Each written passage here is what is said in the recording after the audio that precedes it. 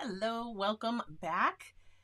Today we are going to be painting a like a stormy coastal. It just feels like a Maine coast scene to me, and we are going to be doing that from start to finish. I have the line work for this available over on Patreon. Links in the description if you're here in the live chat. It is also pinned in the live chat to the post over on Patreon.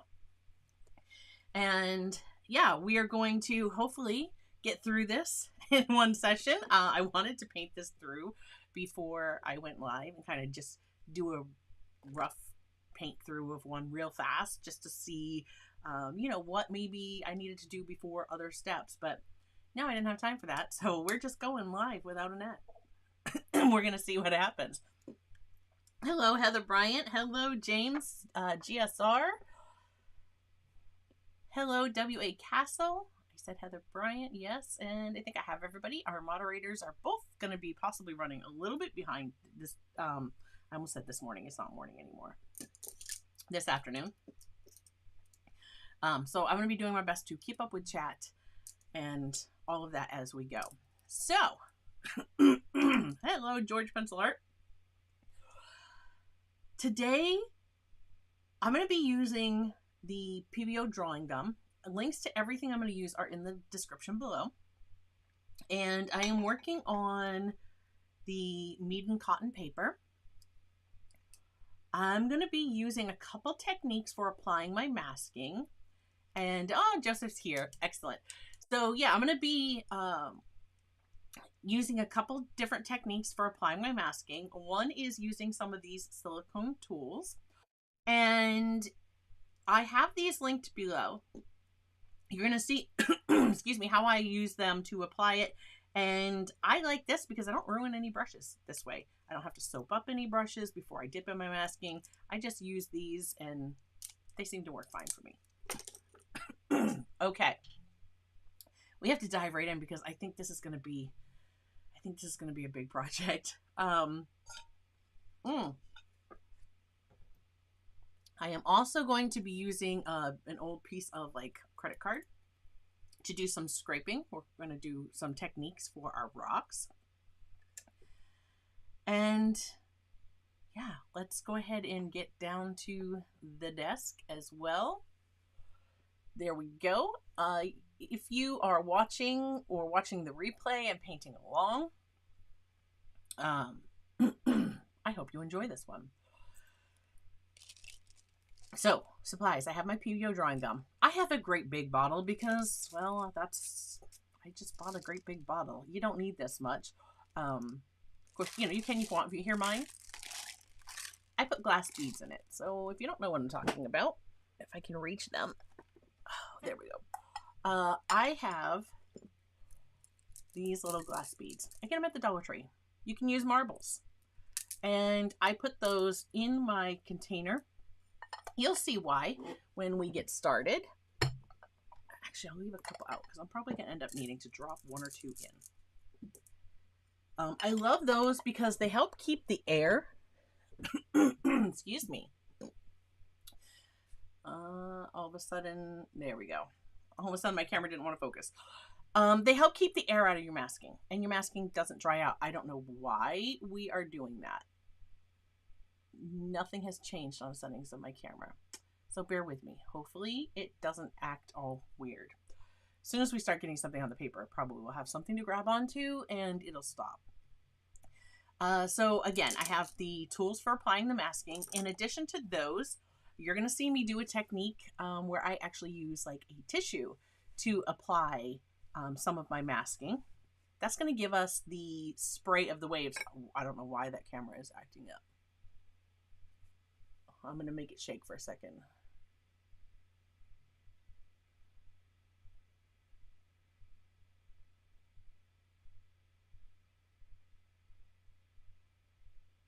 I don't know. We'll see if that works. Okay. So anyhow, I have my silver black velvet brushes. If you saw my reel or my post on Instagram and Facebook, I posted a short here on YouTube, and then I have a reel on Instagram. I just got the brushes that I won from the giveaway, and opened those up, and that just made me want to use my Silver Black Velvets even more. So I have those. You might see me grab one. If you see a black handled brush, I'm using the Silver Black Velvet. But the other ones I'm going to use today are my Princeton Neptunes. I wanted some soft brushes. I'm looking at the cloud in my reference photo, and I'm going to talk about my reference in just a moment. But looking at those clouds, like I want a nice soft brush that I can just get in there and kind of make that like ethereal. I just want a stormy sky. And I'm going to use my Princeton Neptunes. These are my brushes that are most like my Silver Black Velvet. Now, Silver Black Velvet brushes are a blend of animal hair and synthetic filaments. So if you're somebody who doesn't want actual animal hair in your brushes, they're not for you. But a brush that is very close to the Silver Black Velvet is the Princeton Neptune. These are synthetic squirrel, and the way I have these arranged they don't come in a brush. This is just a brush holder that I got with a different set of brushes, and I keep these in there. So right here, I have them linked below, and Blick has them in sets. If you don't have any Neptunes, I definitely recommend if you want to get some to buy a set. Excuse me. It's much better value. And in one set, there is the size 6 quill, the 1/2 inch flat, and this does have that, aquarelle handle. And that one is, so a size 6 quill, the 1/2 inch flat, the size 8 round, and the 1 inch mottler. This is a fantastic set. This is like my favorite right here. Then next up, filling in sizes and shapes, you have a 3/4 inch of the square. Yes, they call it a square wash. So you have the 3/4 inch square wash, the size 12 round, the 1/2 inch oval wash. So it's like a cat's tongue. This gets quite pointy. Let me just show you guys. Dip that in my water. It will come to a nice point. And these hold a lot of water. They hold a lot of water. So that is the 1/2 inch oval wash, and then it has a size 4 round. So this is a set. And then these 4 are a Blick exclusive set. You can't get these for anywhere other than Blick together as a little bundle. So you have a size 10 round, a size 6 round, the 1/4 inch square wash, and a number 2 round. What I love about these is none of the sizes and styles are repeated in any of the sets. So you can build a nice collection like this. I don't need any more rounds than what I have. I have plenty. This 2 is going to do whatever detail I need. And they do hold points very nicely to where, again, like with my Princeton Velvet Touch brushes, they hold their points really well. And I can get in there and do some lovely details. The only other one that I added was this 1/4 inch dagger. So that is my brush collection. When I wet my paper today, you're probably going to see me grab this 1 inch mottler brush. But yeah, this set that comes with the 1 inch mottler, the quill, the 1/2 inch square wash, and the size 8 round, like I could just have those brushes and probably not want for more. I don't use really fine detailed brushes very much. And, if I do need them, Silver Black Velvet did just send me some. So I have others. And I don't mind the combination of the animal hair and synthetic filaments. That doesn't bother me. So I like my Silver Black Velvet brushes. And yeah, but if you like just synthetic, then the Neptunes would be a very similar type of brush. They are both squirrel, and that would be an option. So, all right. Let's see. Excuse me. Oh my goodness. I realized I had forgot my water downstairs, like just before the stream. So of course I had to run down and then come back up. So going down the stairs and up the stairs made it a little hard to breathe. James says that modeler is on my wish list. It's great. I love it. Cadmium Red Feral Kitten. I love the name. Trying and starving here. So this is Starving Artist Collective. Okay. I love the Cadmium Red Feral Kitten. I love the name. That is awesome. All right. Well, I am hoping that that works out for you. I am. We'll see. I have no idea. I haven't seen Rob pop in. Has anybody seen Rob pop in yet? All right. Yeah, if you the little palette. Yes, when you see the palette next to your name, those are channel members. So you've already got one, Cadmium Red Feral Kitten. So you might have got it last week. Might have been handed out to you last week. The little palette next to your name means that you are a super fan or above. You're a member of the channel. Hey, there's Rob. Hey, Rob. We were just talking about you. So yeah, it did work there. Starving Artist Collective, otherwise known as Cadmium Red Feral Kitten. And if you are a super fan or above, if you are a channel member, please, and you use Discord, connect your Discord to your YouTube account. You do this over on Discord. You're going to want to do that tomorrow. We have live chat, and I am doing a special live chat tomorrow. I will be live from the studio for all members, all membership tiers. So not just usually that's a community tier and above, but I'm going to be live for all tiers. It's going to be on the general tab. I'm going to have video going here in the studio. I'm not sure what I'm working on yet, but you can drop in and say hi. So if you're not connected on Discord yet, get connected tomorrow. 10:30 a.m. Eastern time is when I start. So I hope to see you guys there and that you will pop in. Okay. It's got to get working. There's a lot to do here. So you're going to, like I said, you're going to see me probably use Neptunes and Black Velvets. I may go back and forth, but just know everything's linked in the description below. All right. Let's talk about masking.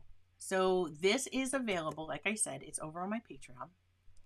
First thing I need to do is mask out for my waves, because I want to just be able to paint this through as quickly as possible to try to get through it. And I think masking is going to be the fastest way to do that. So you see my masking fluid here, and it's full, like right to the very, very top. That's because I put glass beads in my bottle. So when I use this up and it starts to reduce down, I'll drop a glass bead in. And there's a reason that I do that. Okay. I'm going to take a piece of tissue. And this is where I need my glasses again. Let me get you closer. Because right now, you don't need to see me, but I do want you to see what is going to be going on down here.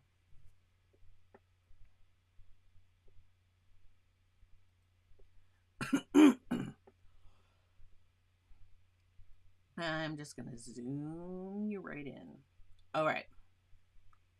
So what we do is I have basically where I'm going to want some rocks. And, oh, I said I was going to tell you about my reference. So the image that is my reference, okay, I create that. So I have a Canva account. I think I have Canva linked in the description, but regardless, I have a Canva Pro account. And with my Canva Pro account, I have access to some of their AI tools. And one of the things that I will use AI for as an artist is when I get ideas and I want to see, like, I want a concept, like concept art. I have an idea of what I want. I will put in a prompt and let it spit back some images for me. That usually leads to me kind of changing up the prompt, and it gives me more ideas, and I keep trying to develop things that way. And then from that, I will create my own version of something that sparked inspiration. So today, what you're seeing is what was on the thumbnail, and that will be changed. So if you're watching this on the replay, the thumbnail has probably already been changed to have the actual painting. But right now, before the live stream, you're seeing a concept art that was AI generated for me. Now, we're going to just loosely go off of that. My sketch here for like my rocks and how I wanted to do this is similar, but I just sketched that freehand. So, you know, I don't know how anybody feels about AI, and you are entitled to however you feel, and that is okay, whether you are pro or con. I don't think it's replacing us anytime soon. I've shared on Discord with patrons how when I put in stuff for my stained glass window to get ideas for that, it kept throwing me back 3-winged hummingbirds. I mean, it doesn't get it right. Have you ever looked at a person that generates and how many fingers they actually have? Like, it doesn't usually get it right. But I find that it gives me a great place to start, and then I jump from there. So I have no problems with that. All right. Now, what I do is I crumple up a tissue, and I'm going to just dab that tissue in the top of my masking. And then I'm going to come down and where I'm going to want the top of my wave to be. So I'm going to have a wave be like up in here. I'm just going to kind of, you see how I'm like turning and dabbing? That's going to give me the spray, right? That water that's just exploding there. And I want some more up over here.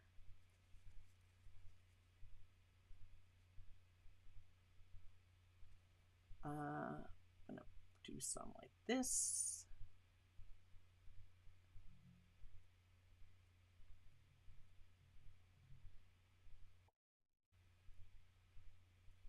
Okay, so you see how that immediately just gives you that the spray of like the, you know, the sea foam.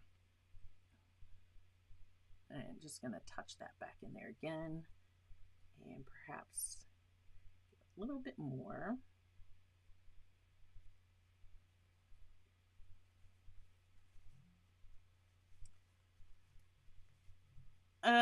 So to answer that question, just a second, let me get this down and I will give you an answer to that.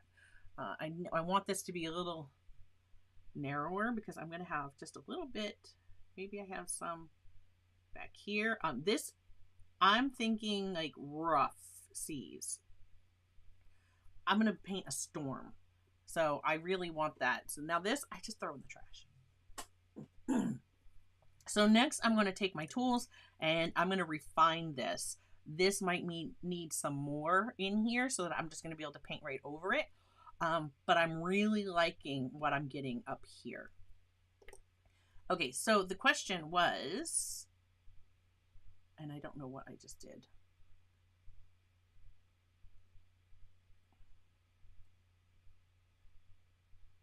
I had you zoomed in and all of a sudden it's like it's not there. It's not zoomed in.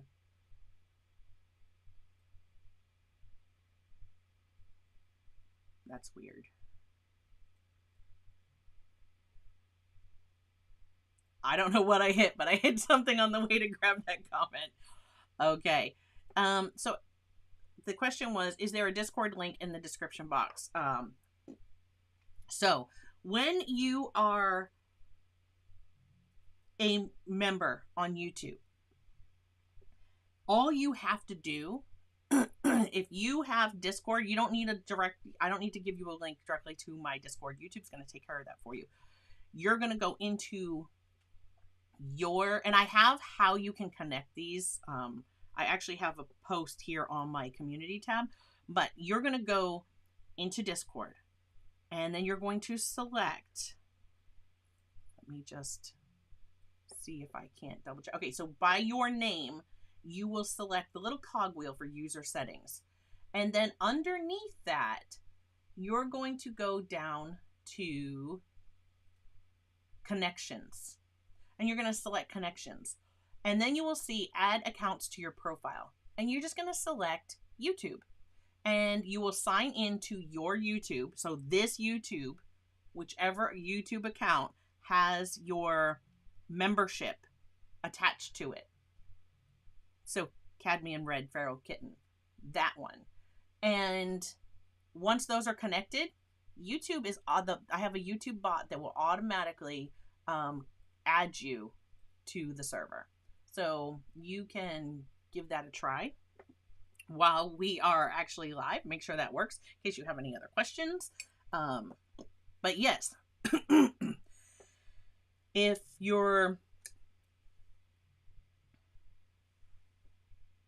a channel member, definitely get your Discord connected with your YouTube account, and YouTube will do the rest to get you into mine. If for whatever reason you still have an issue, you can always message me either through Facebook or Instagram or MeWe, and I'll help you out.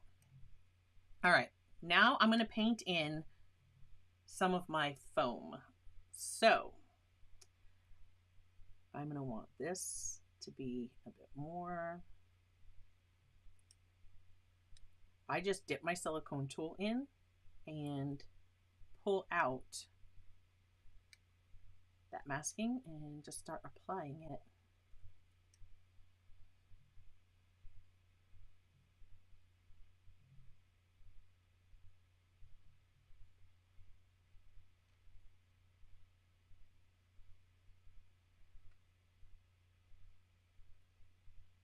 What I like about these silicone tools for applying the masking is once it dries, I just rub that and it comes right off. Now I'm going to picture how this wave is going to kind of come out here, and maybe I just have some white at the top, right? And it just kind of disappears through that way.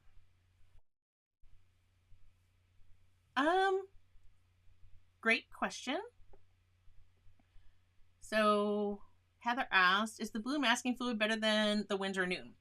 I think I've seen like mixed opinions as far as like the blue masking. I've never had a problem with the PBO drawing gum. I like it. This is what I use often. In fact, you see how big of a container I have. Now I have the Winsor & Newton masking as well, and I just don't really grab for it. I think because I keep this one right on my desk, so it's more accessible for me. But as far as like, is one better than the other? I don't know that one's any better than the other. I would definitely say though, be sure that you test your masking before you go creating your artwork, because you want to make sure that that masking is going to lift off that watercolor paper without any problems. This on the Meeden cotton paper, I've never had any issues with this. So, you know, there's that.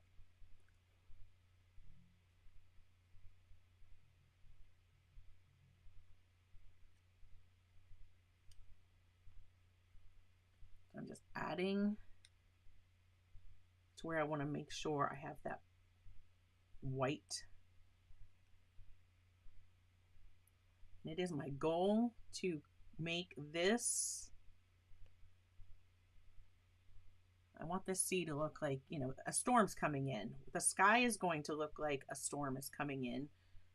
And I definitely want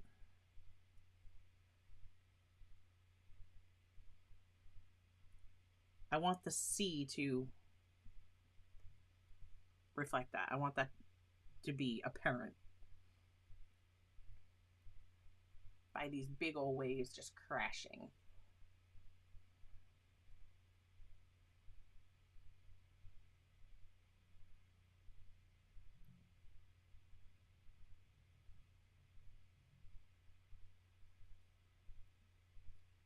So again, I'm just using, I'm not worried about being like I'm not trying to be specific to what that, you know, I'm just going to keep saying reference, but I mean, it is a reference I use as a guide. We're just going to kind of, we're making it up as we go along too. So the masking fluid does not take very long at all to dry. In fact, this first stuff that I put on, that's already dry. You'll see it get lighter. So I did come through and I used once I had my line work there, I used a kneaded eraser and lifted that so it wouldn't be that dark. So right now we are definitely,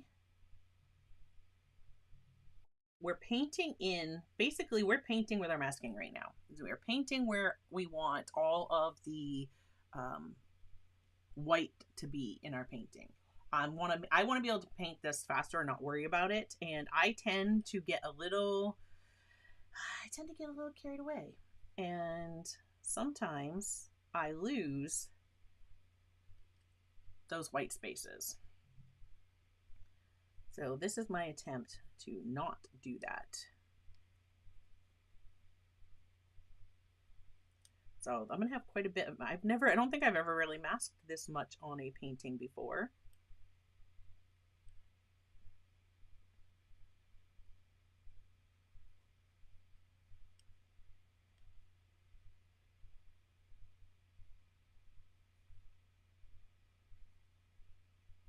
And if I get a lot, like I just put a little pool of it there, I will just keep pulling that.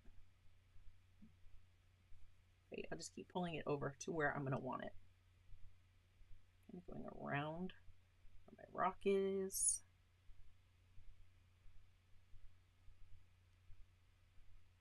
Yes. Oh, I'm glad you just said that, James. If you don't have masking fluid, you can absolutely either one, just negatively paint if that's something that you are comfortable with, or two,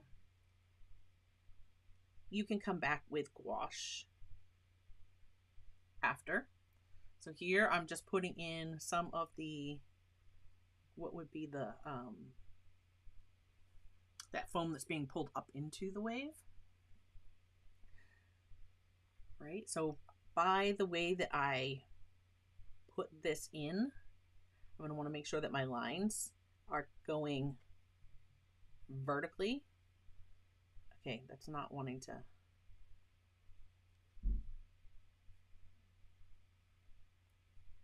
There we go. I had a bead and it would not come off. So we want it to go vertically, and then as it comes on the shore, that's when things start to go in like horizontal ways.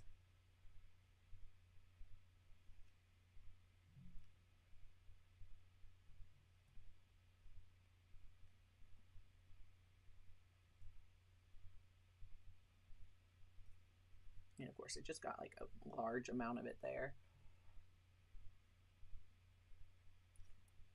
which is okay.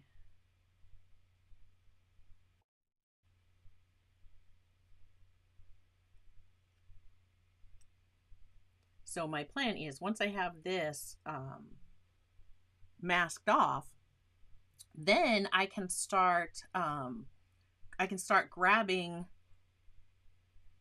my watercolor and painting my sky, because this up top is already dry.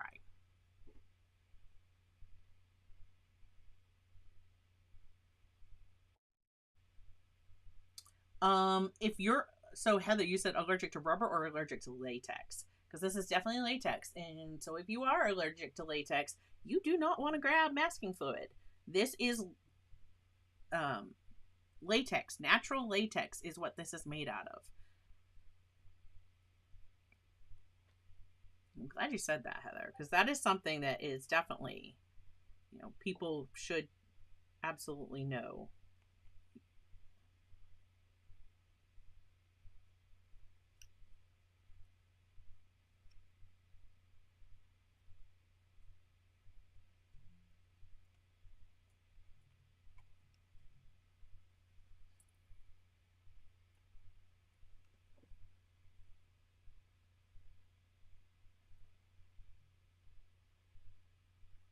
All right. Again, here, oh, there's a big old bit of it. I'm going to put this down here because I need to spread that out quite a bit.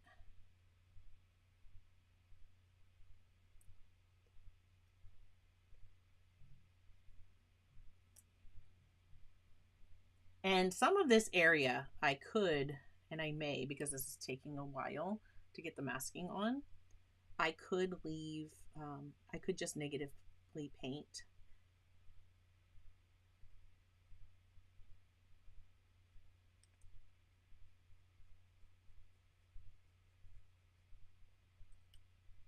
With my luck, I would forget.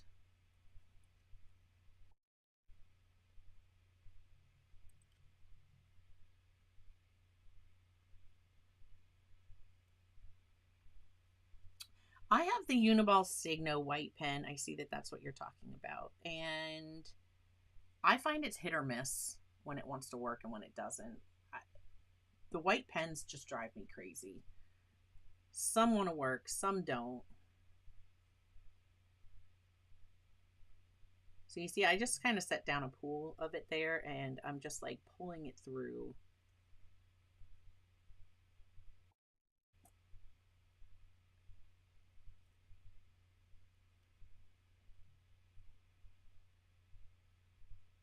And again, I'm thinking of like the foam on the beach.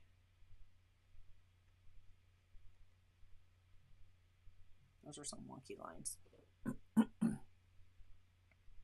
Oh, I have the Copic Opaque White too. I've not really used that one, but yeah, I have that. It's similar to like Dr. P.H. Martin's Bleed Proof White. I just love the Dr. P.H. Martin's. So I tend to, that just tends to be what I grab.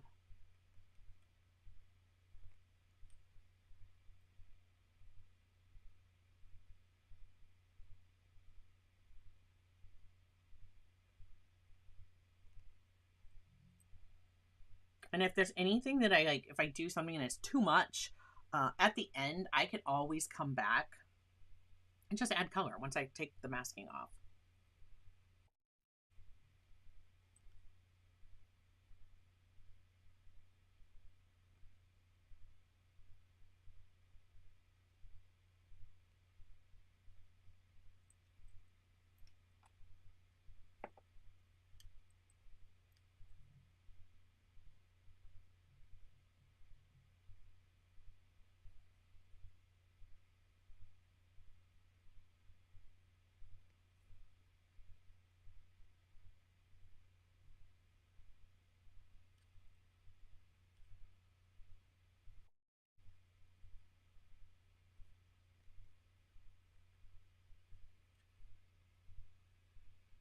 This is looking crazy.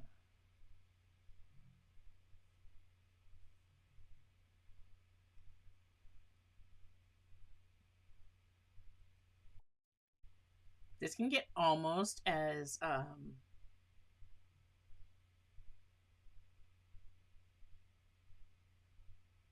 overwhelming as like when you have all the line work, and the lines just start getting crazy.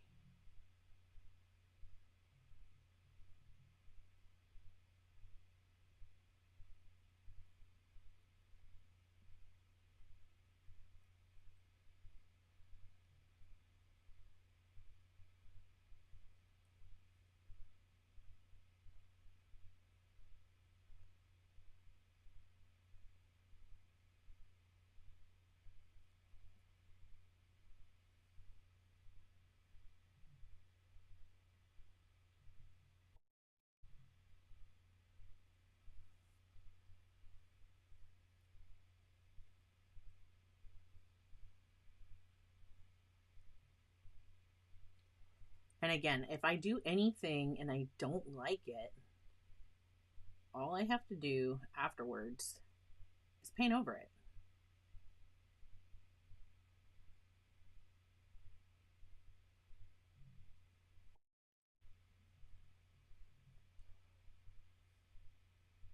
So we don't have to worry too much about,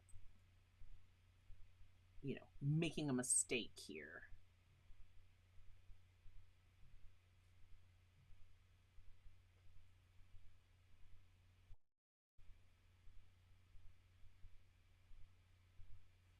And that one's a little thicker than I want, so I am just going to lift it off.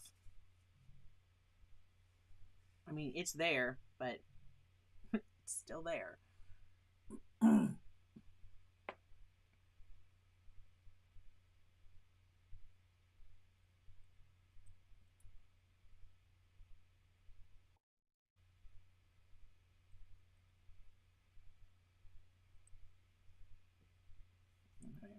I'm gonna picture my foam. I'm gonna do this like kind of laid out. When I do it when I paint too. When I paint it with,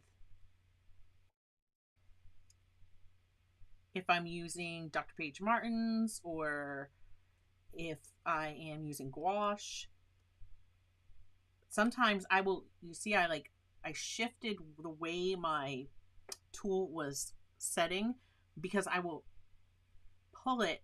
So now like my brain is actually envisioning, I've got too much on there. My brain is actually envisioning like this is on the flat surface, right? Like I'm doing this on the flat and then maybe it starts to come up the wave.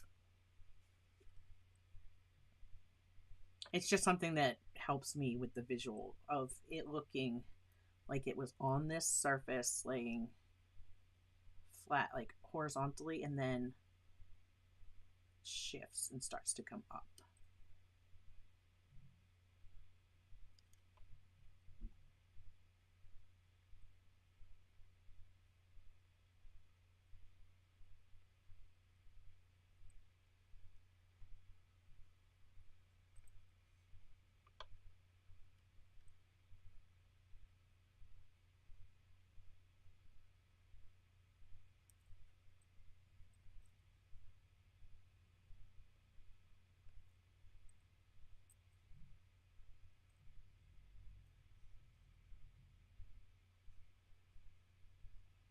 And I always think of these like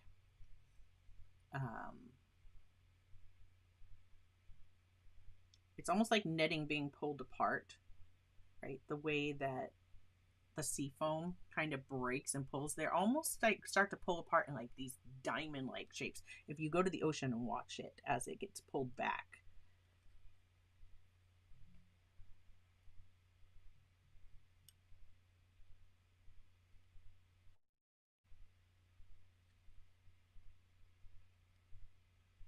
Hi, cats, Rpix.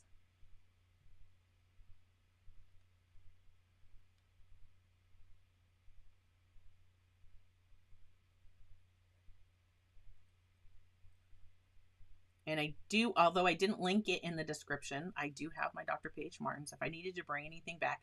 But you're going to find sometimes that your Dr. Page Martin's is not the same exact color as your paper. So the white of your paper showing through is really, you know, of course, the best, but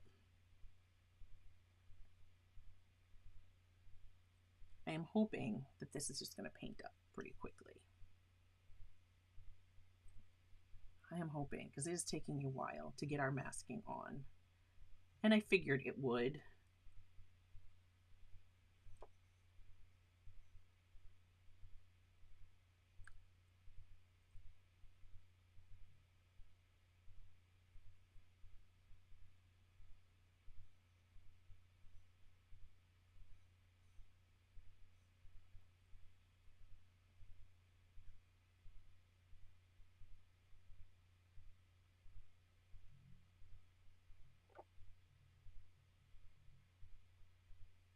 But it's also my hope that once I have this set and I start painting everything in, that will go quickly.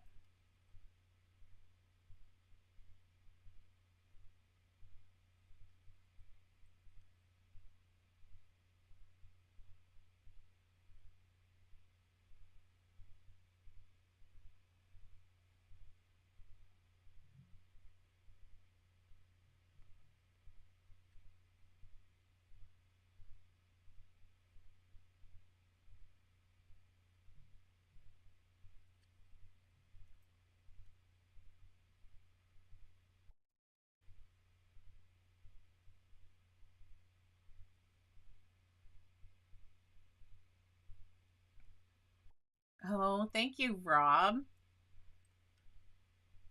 I will pause for a moment and we will acknowledge all of those in just a moment.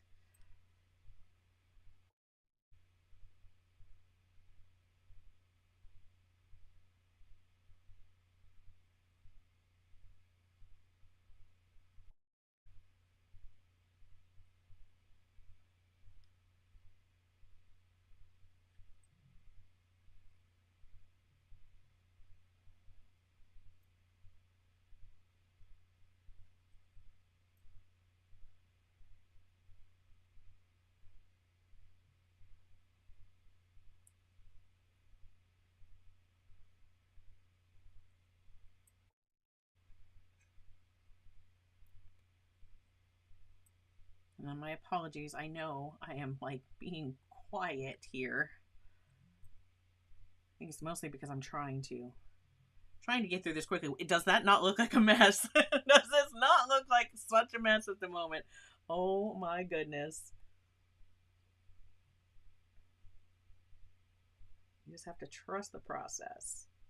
I think I say that a lot, but we have to try. We do. We have to trust the process.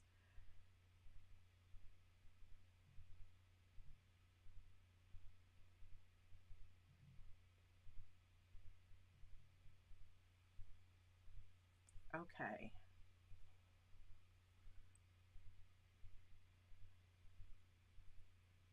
I'm going to need some more in the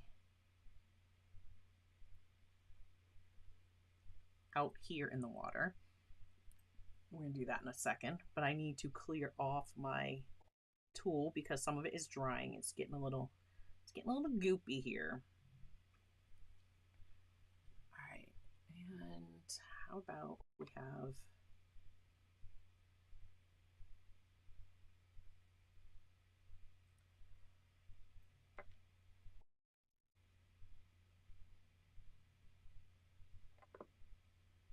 so you see how I turned? I was going flat and then I turned here. This is where that wave's coming up. It's already starting to fall down here and crash. And I need to make sure that I have a lot more white. We want this to be a bit more. The other thing with this that I can do is I can tap and get some speckles in there. I'm not going to try to do too much, but you could do that if you needed just spots. I want rough seas, so I'm going to actually kind of break this line where my horizon is.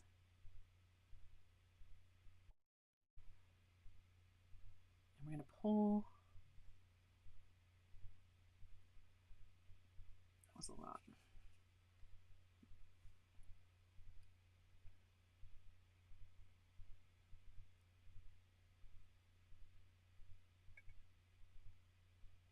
I've got little marks, and I love the point of this one because I can get some nice thin lines. Get thicker, but back here we're gonna have that like shore. We're gonna have some land back there.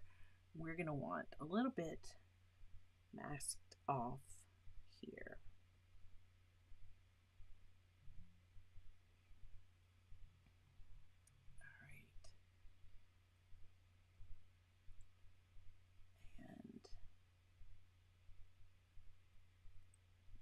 Pull a little down.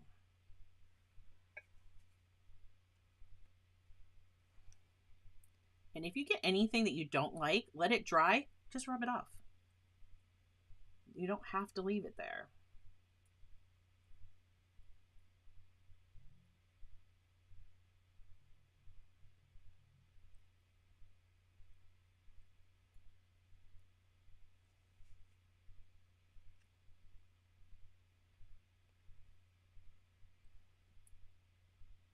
See, I've used up a bit of my masking. You can't see it yet, but when I zoom out, there's actually quite a bit.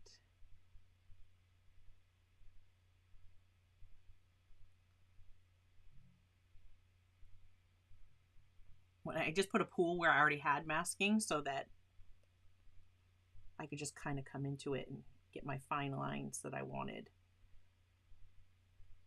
And if it dries right there, it doesn't matter. It's just on top of other masking.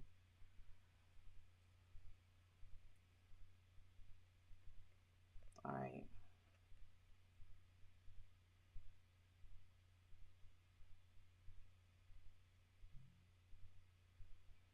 Just putting in some dots, like some spray.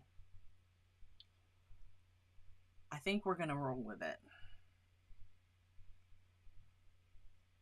I think we're gonna roll with it.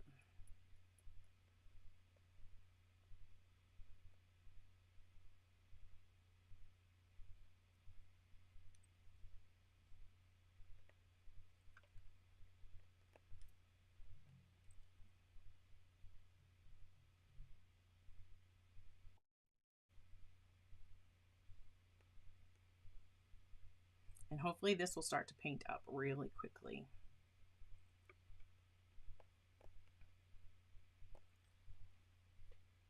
All right, I hope that looks like an angry sea. Yeah, thicker masking is easier to pull off. It does take longer to dry. So all I did was I just pulled off the silicone tool, and you see all the masking that was left is right there in my hand. Let me just throw that away. And my tool is clean. I didn't ruin a brush. I don't have to worry about, oh, I've got to quickly wash this out. So I love using those tools. So I do have those linked below, and there's quite a few shapes. I use the pointed one the most, but I've used others. Okay, so this has to dry. But while it's drying, we're going to be able to paint our sky. And let me just show you. So you see here, I wonder, yeah, I'm going to switch cameras so that you can really see better. So it's gone down the top to here. This was full. All I do is take a glass bead, drop that in. See how that levels back up there? And I'm going to risk it with one more right to the top. And then I just put my lid on. Now next time, if I want to use masking, if I need to dip like my tissue on the top of that, it's right there and ready for me to go. And I just screw the top on. And then once that's on nice and tight, I take that and I store it like this on my desk. And so any tiny bubbles that might be in there are going to be up here. And I just find that it doesn't dry out that way. I might get a little bit of dried masking like in where I've screwed the cap on, but that's about it. I am excited. I am looking at this like chaos and I'm going, this is like it's a raging ocean. Or so I hope. Or so I hope. I think in here probably needed some thicker, and I'm debating if I want to thicken that up. I think it won't take much. I can do it quickly with a piece of tissue as I unscrew that cap and make a mess.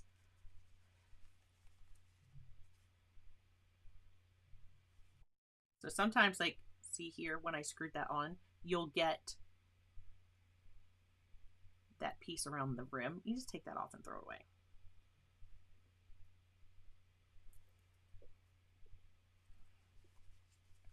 So I'm going to just come into my masking here, and I'm looking at this and I'm thinking this needs to be a bit more.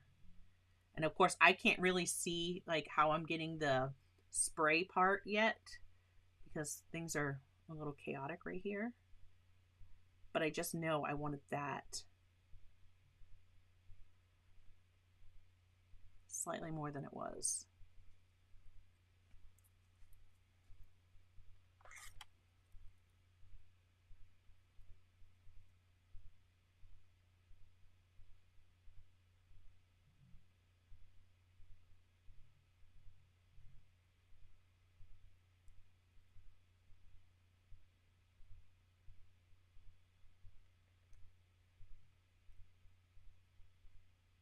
I think that'll be fine. We're going to just go with that.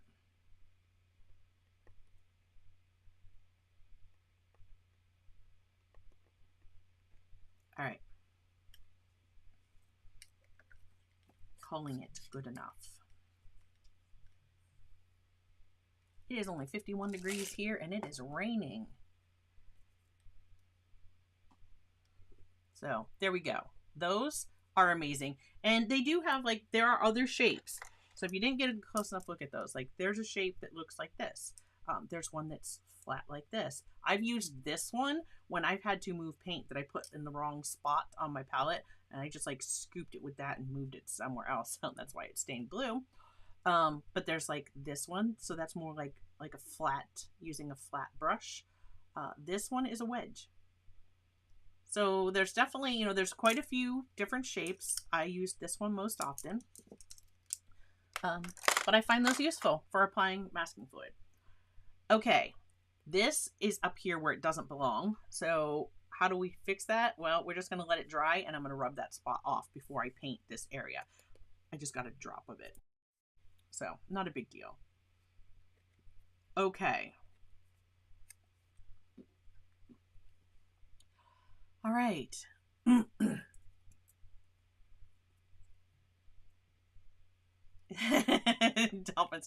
Talking about putting too many beads in the jar. Yeah, you put one too many and that's going to overflow. But I got lucky. And you start to learn, like as it goes down, you start to learn, okay, this is going to be like 1 bead worth, and this will be, you know, however many beads worth. So you start to learn that. Excuse me. Okay, so I see that Cadmium Red Feral Kitten made it to the Discord server. All right, welcome, welcome. Okay, let's start with this background. I'm using my Daniel Smith paints today. I'm going to zoom out a little bit so you guys can see. There we go. So you can have a little bit of view of my palette. So my Daniel Smith paints, oh my gosh, I have my new color. So my new red, Pyro Crimson, which is light fast. I was debating whether or not I wanted that to become my cool red, because Carmine, that I love, is like light fast 2, which is still plenty light fast, but it is a 2, not a 1. Anyhow, I'm using my Daniel Smith paints today. I took them out of their normal metal palette that you see them in, because I am mixing on my new porcelain palette. If you saw the Meet-In Art Haul, this is the one that they just sent me. And so while you can't see my palette, I will let you know. If you can't see the Daniel Smith one, I will let you know. I'll let you know what I'm grabbing. And I'm going to move this one like this. Now these colors here, I'm probably going to use some of these because they are left over from when I just did this guy. And if you are on patron or channel member on the creator tier and above, this is the newest lesson in our Adventures in Watercolor Land series. We went on an underwater adventure and we did this turtle. So yeah, this one is up now and available for you to do. All right. We are going on 100 adventures. That is adventure number 10. So there are 10 adventures ready for you to just go. And I have been doing about 1 to 2, definitely 1, but 1 to 2 a week. So it's going to be lots to do there. So if you would like to join us, that is the creator membership and above. Okay. Are you ready? I'm nervous. I'm not going to lie. I'm nervous. I'm like, I don't want to mess this up. For my sky, I am coming into my neutral tint. I have to be careful. That's Dr. Paige Martin's Bleed Proof White. So I don't want to, I love neutral tint. Love it. Especially, it's like a nice cool gray. And I think it is going to lend itself really well to a stormy sky. The other thing that I think I might do, because I want some light, I'm going to go similar to our reference or concept that I had done. And I think I'm going to try, let's see what this looks like. So I have my stick here of quinacridone gold. Let me show you guys, I am going to use this because I want to show you, here's a fun tip if you like to use Daniel Smith watercolor sticks. So an easy way, sorry, an easy way to get these going. I want some of this stick on my palette to paint with. Now, Daniel Smith sticks, you can just hold them in your hands like this, and basically it's like a palette in your hand. You just come on the end of the stick and go and paint. I like to do it differently. That is how they were intended. So Daniel Smith sticks were intended to be held in your hand and painted like right from the stick. You don't use them like this on your, they're not like that. They're not Neo Color 2s. This is a completely different thing. Okay. So, come here, Red Furrow Kitten. I just realized I can play with all the toys this month. Yes, you can. You got all the emotes, and she's got them all up there. That's fantastic. Okay, so if you take your stick, I'm going to want to be using this one. I'm going to put some water on my palette. Right, so now I have a pool of water here. I want this color. I'm going to put that straight down, and I'm just going to swirl in that water. Now I have a nice diluted version of the color, and if I want it to get stronger all the way to mass tone, I would just keep doing this, and my value will keep getting stronger and stronger. That's going to be more than enough for me. And then I'm just going to set that right back over there in my... So I keep those two because I've run out of spaces for colors. So the 2 extra sticks, I just kind of put them there because I don't have a spot for the color. So that's where they live for right now, because those aren't on my palette in any other place. So we're going to use this, I just told you the color, quinacridone gold. And we're going to use that maybe with a little burnt sienna to get the light in our sky. At least that is my hope. So there's a little tip for using Daniel Smith sticks. Like, I was just like, I'm going to use my Silver Black Velvet brushes today, and I'm going to use my Daniel Smith paints because I haven't done this. I need predictability, and especially if I'm painting something for the first time, I like to use my Daniel Smith paints because I am the most familiar with those. They are my favorite. All right, so first thing I'm going to do is wet the sky. Let's get this one going. Can we do it in an hour? I don't know, but we sure are going to try.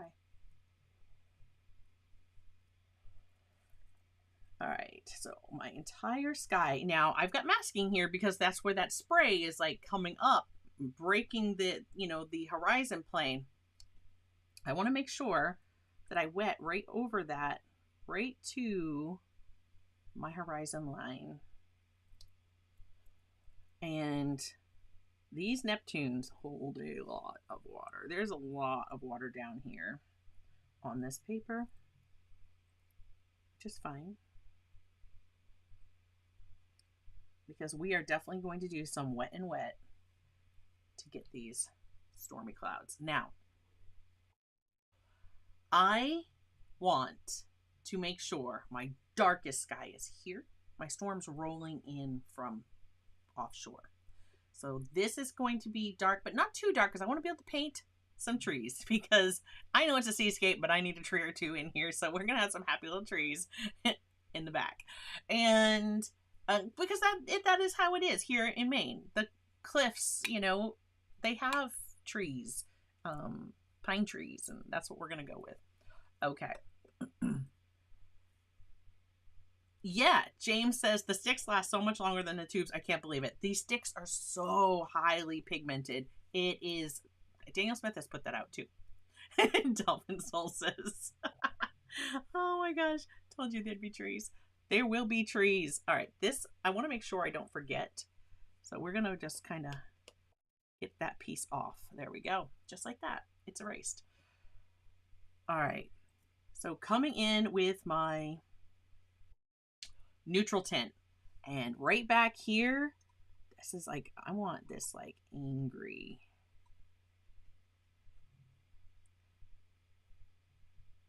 This is very wet.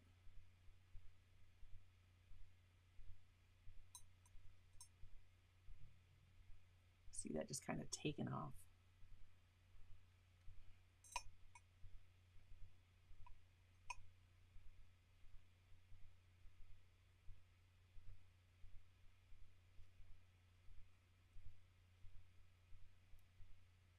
You see, I'm working my way up. The paint is running out from my, running out of my brush. My brush doesn't have that much more paint. And that's what we're going to like work our way out.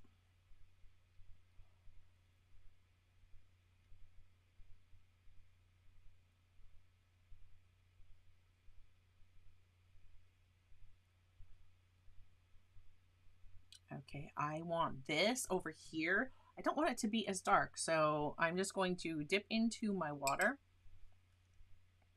And now I don't have such a dark value on my brush.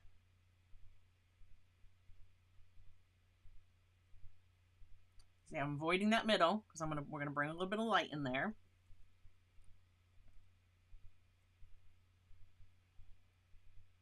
Grabbing just a little bit of that, wow, Quin Gold. And I'm gonna put a little bit in here.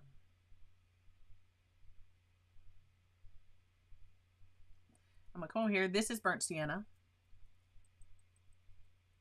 And again, I don't want that. I want that to be pretty diluted.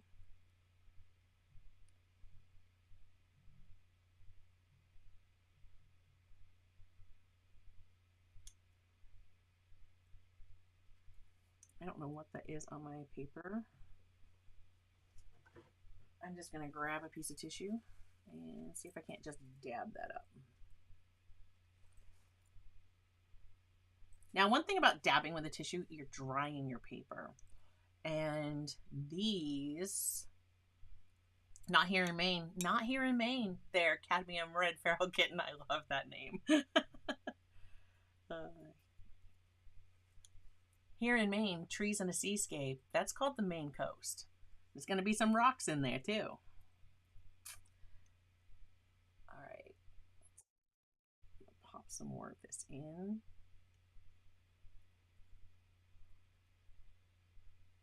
Remember, all of our colors are definitely going to, dry lighter.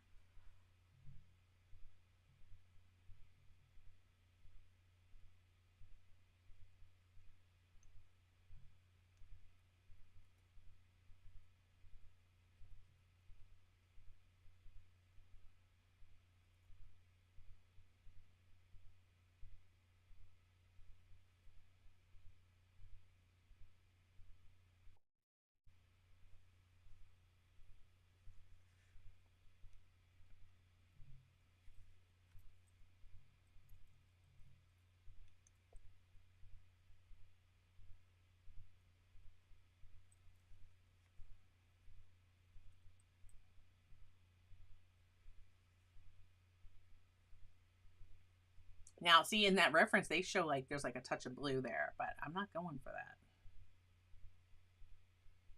that. And there was so much paper, like so much water, my paper's like really warped right there, where the spot where you would take it off the block.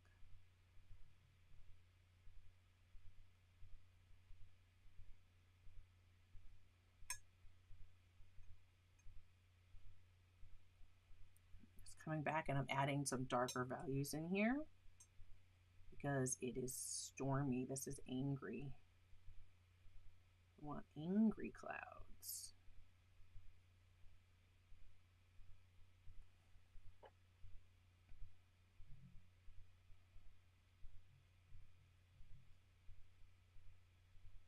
And you see, I'm just tapping. Don't overthink this. The more I think about these are clouds that need to look like clouds, the less they're going to look like clouds. The more it'll like be a problem.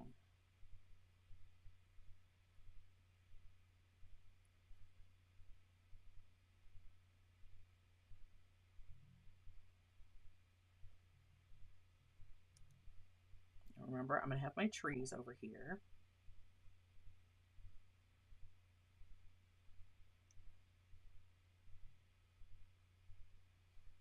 Didn't really want that to go that way, but just dab a little out. Now I'm not going to go back there because that won't blend so easily into that space. It needs more water.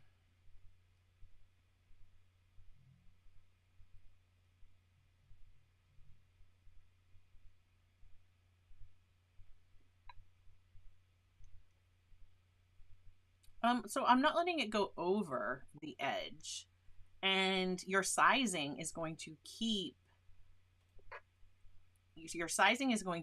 it from seeping through and getting to the next page on the block. But there have been plenty of times that I have painted on a block and the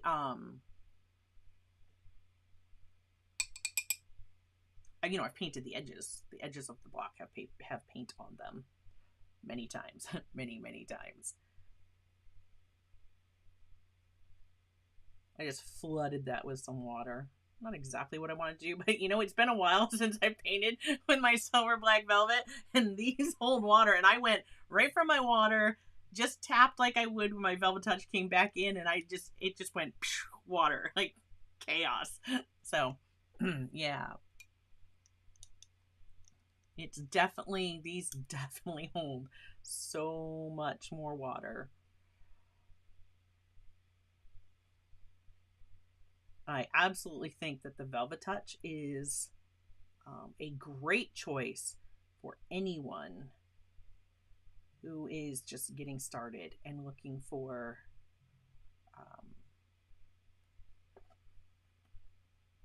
like a more professional brush. Now, I've darkened this space right here up.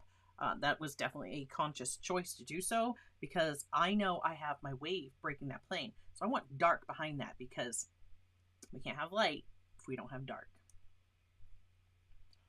And that, of course, was said all the time by Bob Ross. If you watched his Joy of Painting series, he would often say that. You can't have dark without the light. Or you can't have light without dark. Like, don't be afraid to make it go dark or darken things up. And here I'm just kind of looking up. You see me looking up while I'm painting. I'm actually looking at my monitor. I say this all the time. Grab your phone, turn on your camera, look at your screen. Because a lot of the time, just doing that can really help you see like where maybe you need some more of whatever you're doing, or you know, see what's missing or see what's not quite right. It's just a different perspective. I find it helps a lot. So now I'm going to come back. This has dried some. I do not want to bring this brush full of water into this space, but I do want to I want my paint. I need this to be thicker. So you see, like, I just was making sure that I didn't have a lot of water or a lot of liquid in this. Now when I come back, I can kind of help. It is still damp, so it is still going to move a bit, but it's not going to flow like it was before. And again, I'm just wanting some darker areas. I want this to just definitely look like it's a storm. If you're on that water, you want to be off. You better be on your way in.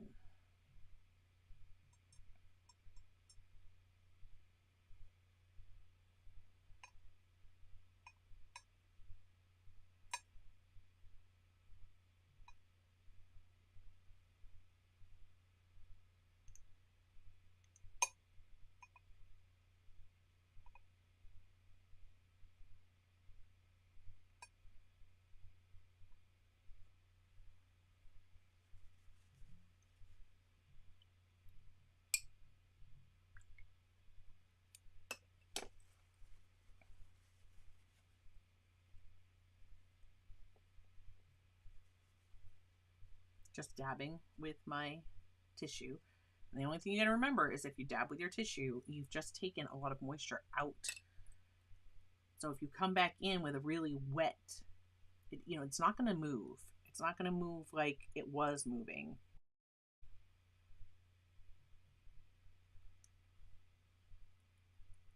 And at risk of like overworking, I probably already done. I can always come back if I need to darken this in any way. I'm just coming in with straight from the pan, because that is going to disperse in some of that water. But this is very thick paint, so it's not going to say, you know, like push a bloom. But it will move and still have softer edges because it's going to travel out into that wash.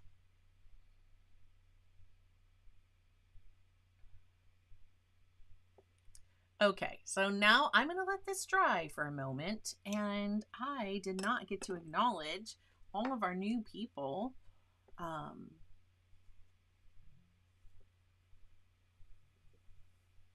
This will dry flat. If that's what you guys did, I miss a question, because this will dry flat.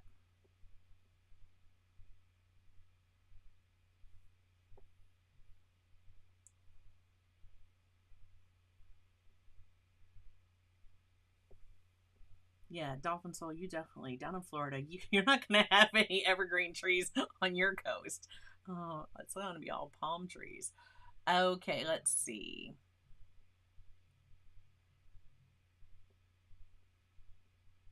Rob was talking about the sticks. Yeah, the Daniel Smith sticks have the highest pigment load of the watercolors, being stick, tube, and pan.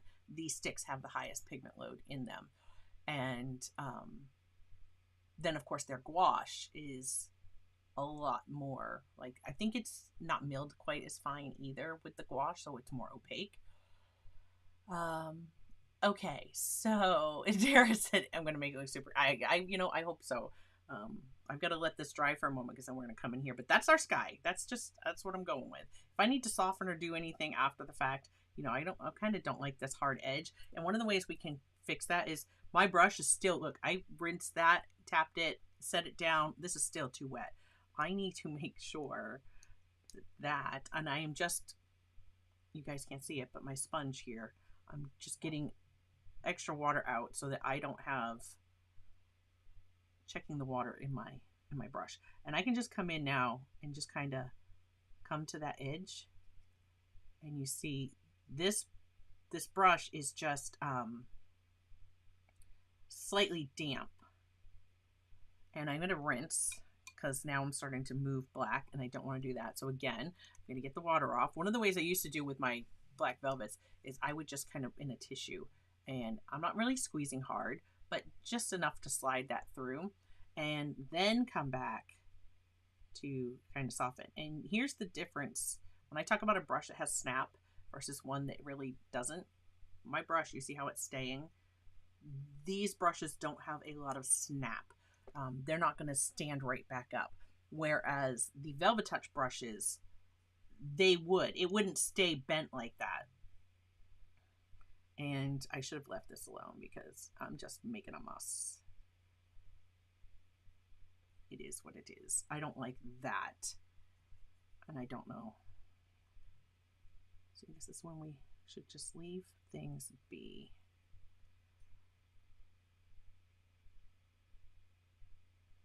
I'm just trying to tap it in. I'm not really thrilled with it, but I'm going to leave it alone. I really am going to leave it alone because it's only going to make it worse. There's a point you just got to, there is no fixing it. And that's what, you know, where the mistakes are made. Because you're like, oh, no, but I think I can fix it. Just leave it alone. Like, the best thing to do is to leave it alone and let it dry. And I have to remind myself that all the time. Yeah. We just need to leave it be. Again, the focus isn't necessarily our sky. Yeah, I do want that to look kind of ominous. That's, you know, we've got a storm coming in, but this is our focus. So looking at, if I can get back to where Rob gifted, there we go. So James GSR was gifted a membership. W.A. Castle, Joseph Fincham, Dylan Creative Arts, Christina, is it Reich? R-E-I-C-H. Usually I just say first names. NJ was gifted a membership. Jessica, Melody, Iridescent Jen, Megumi. Apologies if I'm saying anybody wrong. We're all gifted memberships from Rob. Thank you so much, Rob. We greatly appreciate you. Anybody who has been gifted a membership, again, please connect your YouTube to your Discord. And tomorrow, join us for live chat, because that's not usually open to superfans. The live chat is a community member tier. That's a community member reward. And so that's just the next tier up. Very affordable. And we do live chats and other things like that. You get like reference photos sometimes that I post, that kind of stuff. So yeah. So our masking is plenty dry that this is tacky, but it's plenty dry that I can paint over this now. So. All right. And if you are wondering, how on earth do I get gifted a membership? So YouTube hands them out to people who are active on the channel. Maybe you leave comments, you're always watching the videos, you hit that like button, you're subscribed. These kind of things, YouTube rewards you when they hand out gifted memberships. And you just have to have it turned on. It will never cost you anything.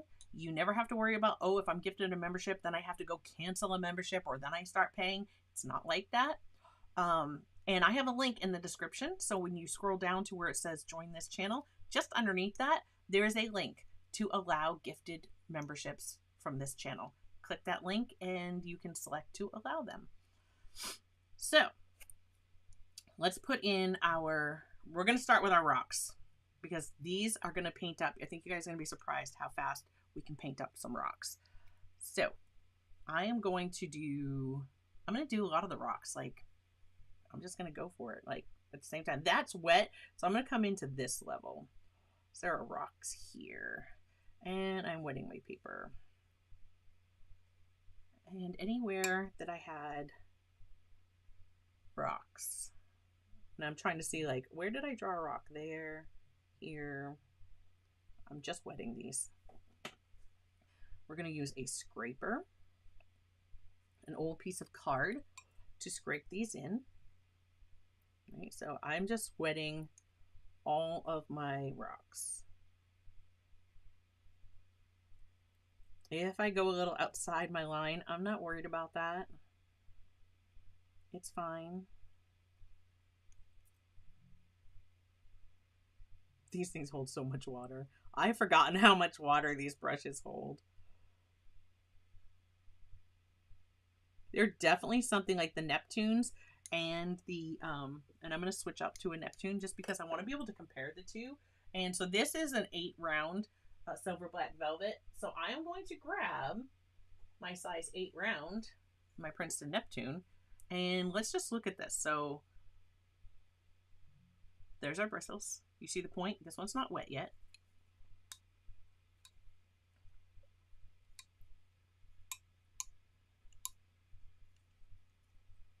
So there we go. Okay. This does have a bit sharper of a point. Again, they're just my favorite brushes, but they both hold a ton of water.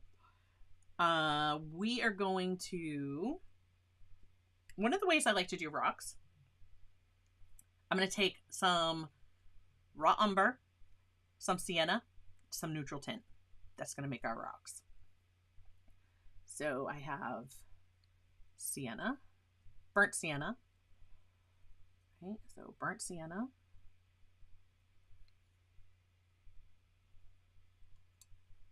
And raw umber. I always try to go into my sepia. And the difference between your raw umber and sepia, at least in the case of Daniel Smith, sepia has PBK9 in it. So it's PBR7 and PBK9, whereas raw umber is just PBR7. So there's black in sepia. It wouldn't matter if I picked sepia. It would work fine for the rocks. And then I wanted that neutral tint. This brush is going to be too big on some of these rocks.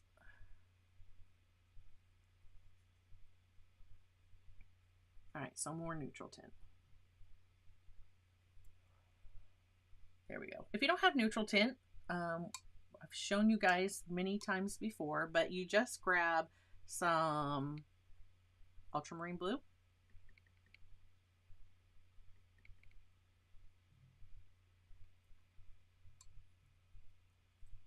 some burnt sienna, and depending on whether you have more of the burnt sienna or more of the ultramarine blue will determine if your mixture is going to be more cool, like this one, or warmer.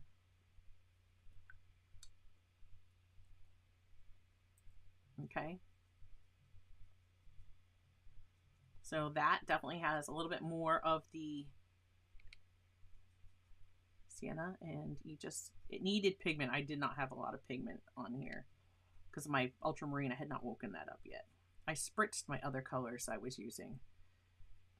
Burnt sienna and Daniel Smith wakes up like so easily. Okay, so you see there, you can definitely mix. There's burnt sienna, ultramarine blue, and there's neutral tint. They're very close. So if you don't have neutral tint, don't worry about that. Just make your own. And that also works really well if you're doing a sky like this and you mix the neutral tint from the ultramarine blue and the burnt sienna, and then you put burnt sienna in the sky and ultramarine blue in the sky. It just goes so nicely. So just a tip. All right, we're going to take these are still very much wet, and I have a couple that are like wanting to dry. The first ones I did. That's fine. And I'm just going to drop in. Okay, so there's umber.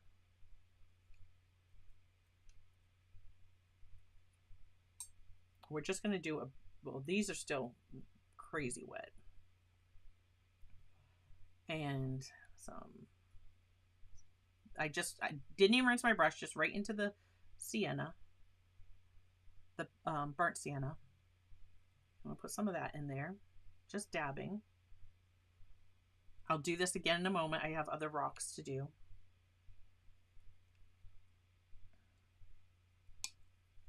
Then I'm going to come in. This is where I was saying, like, my brush is a little big. At the bottoms, right, I'm going to drop some of my neutral tint down here. I'm going to put some throughout, just dabbing. Certainly near the bottoms.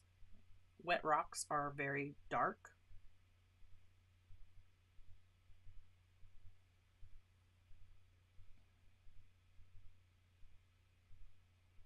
I'm going to have to come back and paint some of these after.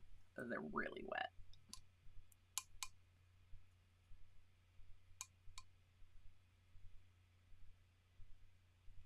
Straight from the pan, burnt sienna.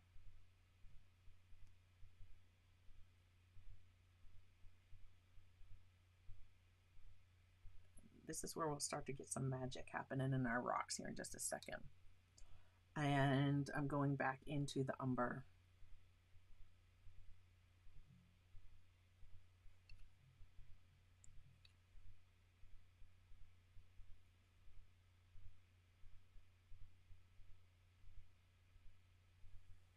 All right, now let that set for a moment. It doesn't look like it works, but I trust the process. When you let this set, they do. Now I'm going to grab my card, and I'm just going to scrape down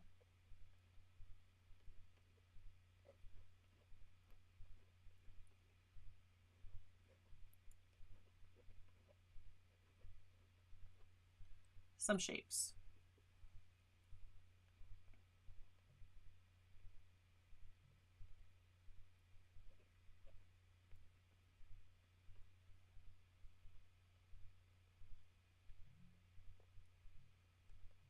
You guys are enjoying this so far, please hit that thumbs up, hit that like button.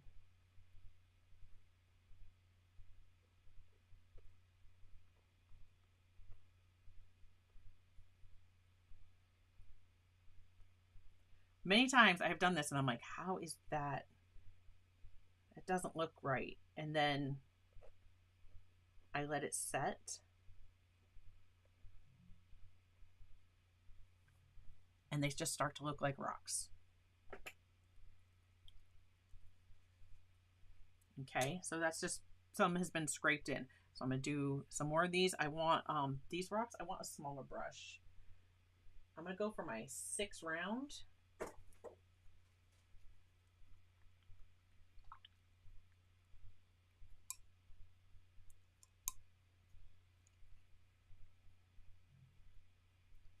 Some more of my umber. These rocks were still wet. So again, I'm just gonna be tapping colors in. That one's not wet.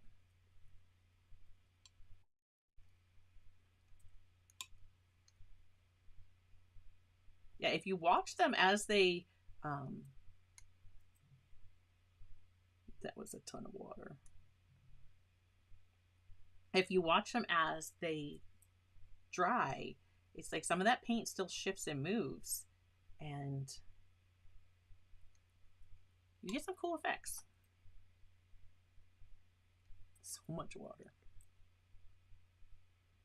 But that is the nice thing too about a silver black velvet or a Neptune is, yes, they put down a lot of water, but if you dry that brush and come in like versus dabbing, because then that dries the paper. But if I come in with a dry brush, I can just lift a little bit of that extra paint and it'll draw it right back up without drying the paper, if that makes sense. Even in here, I've got, this has got a little bit of phthalo blue, phthalo green mixed in with this umber from when I was doing the turtle. I'm not even going to worry about it. I'm just grabbing the colors. So it's still, you know, umber or umber adjacent. And these, I don't know if you noticed when I just did that. So I messed with this on my palette and you can see like they don't snap. These don't snap back anymore. All I have to do is spin that and my point comes right back. But these, as they're running out of paint or water, they don't have that snap back either. They will lay over just like the black velvets will.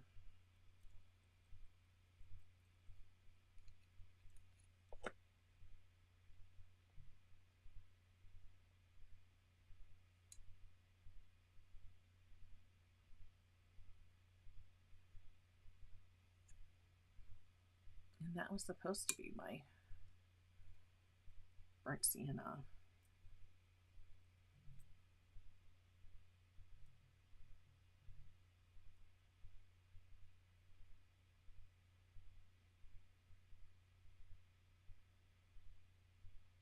I will redefine my rocks later. I'm like really worried that this won't be another half an hour, but we'll see. You can be amazed what we can do in a half an hour sometimes. Little rock out there.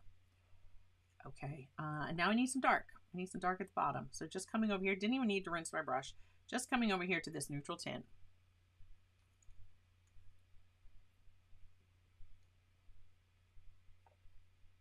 Oh, that's excellent. I'm glad that you're liking them, Cat's Rpix. Put some dark down at the bottom. Right. Wet rocks are darker. Wet sand is darker.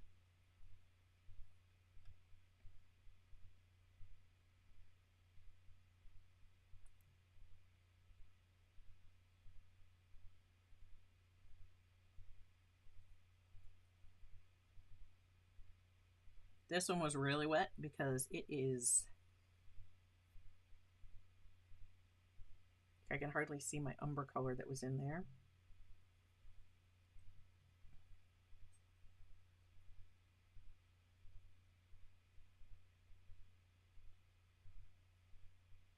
And putting this at the bottom, it's going to spread kind of up the rock.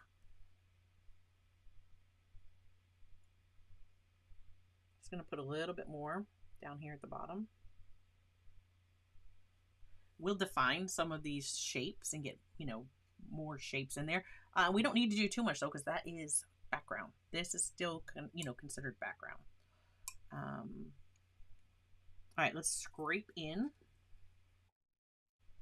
All right, let's scrape some texture on some of our rocks.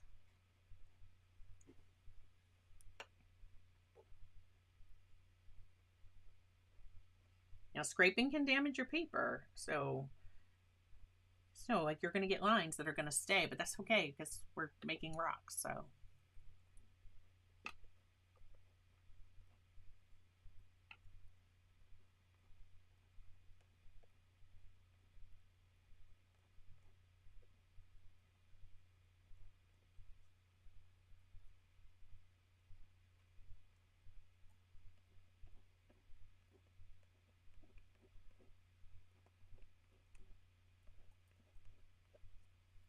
I have to do this one up here.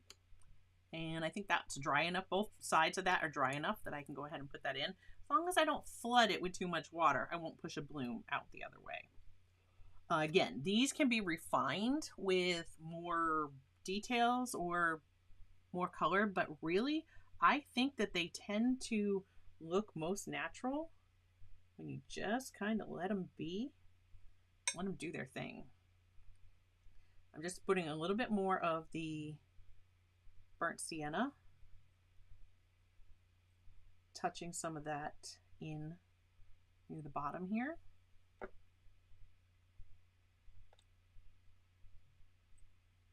You really get some good textures with this. I love this technique on rocks. The first time I did it, I was like, there's no way. That's just not going to look right. Trust the process. That's all I can say. Is trust the process.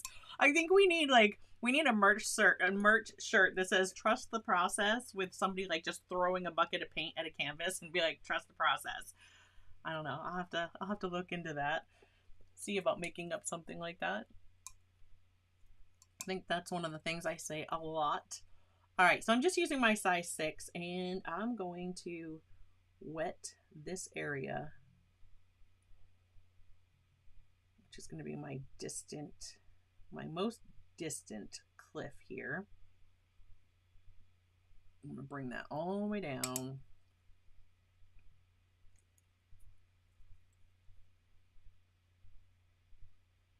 And I'm actually going to bring this my sky encroached into where my rocks are, but I'm not worried about that.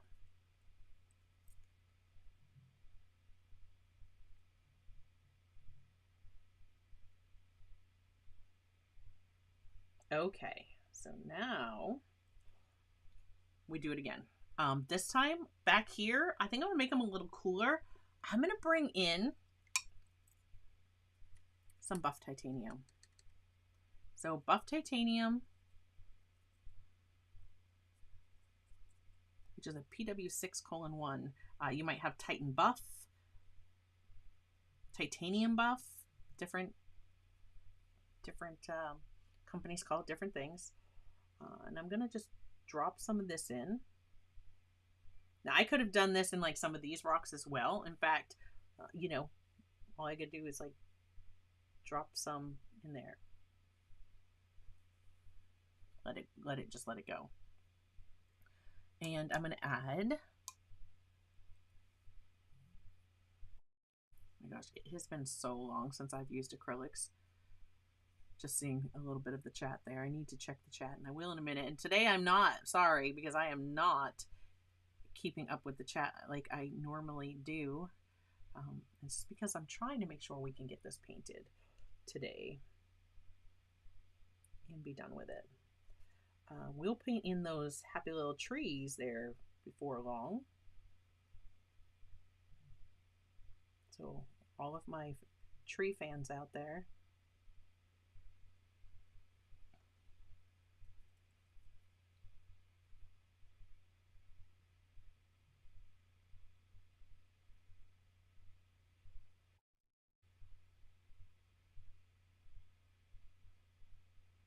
I'm just dabbing.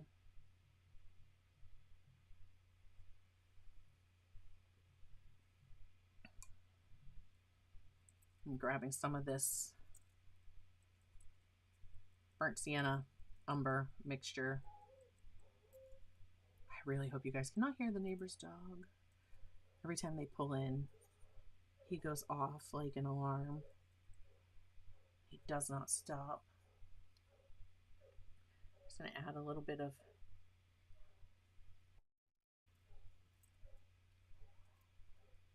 there we go.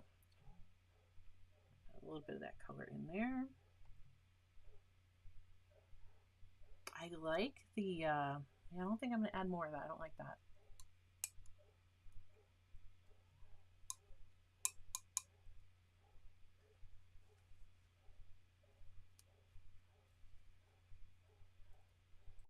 I'll mix a little bit of my umber in with my, yeah, that's what I'm going to do with the buff titanium and get different values that way.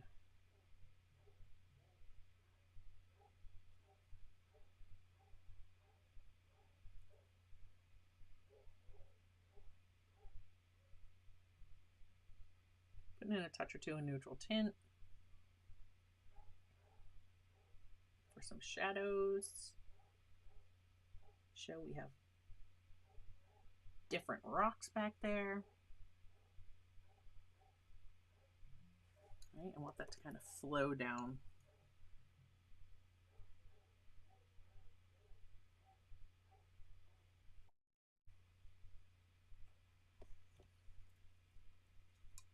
Let's grab our tool and do a little scraping. So I have mine cut into like a small piece, but this is rounded. So I can catch, and actually it's like, it's rounded, but like this little side is straight. You know, there's this space. So I have different, different angles, different pieces, different widths that I can get when I pull.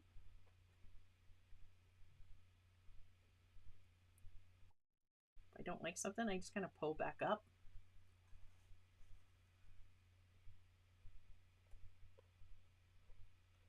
I just went above. I broke the plane there. I'm not worried about that. You know what's going to go there.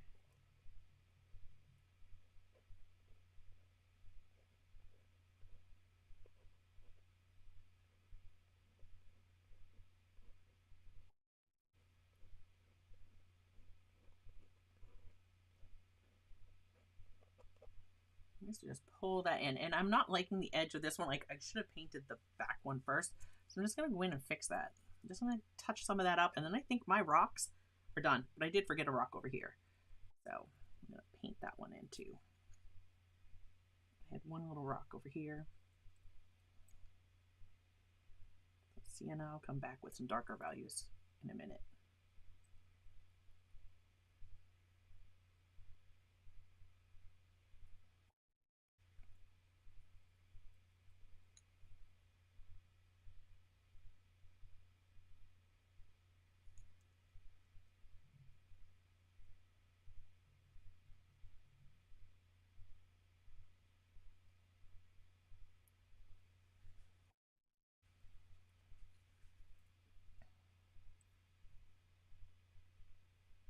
No, no, you could absolutely use that if you wanted to.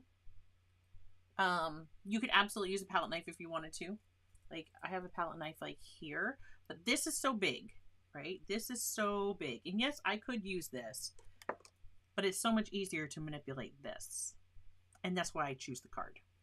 So you can use a palette knife, yes, if that's what you have. But anytime I get a gift card, I always save them. I always save them. I'm mixing some neutral tint in with some of my raw umber. And I'm just going to add, I don't know, I'm not liking this one back here. And again, I know that this is in the background and I shouldn't be so worried about it. And I'm going to want this to kind of move around.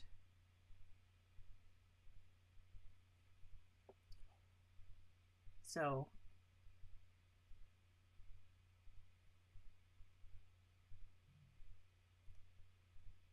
we're going to use a little trick to get it to do that. Bring it all the way down.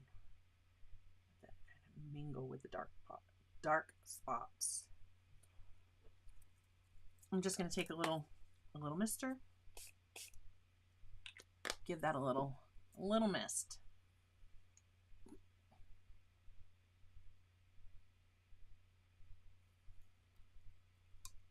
And that is light.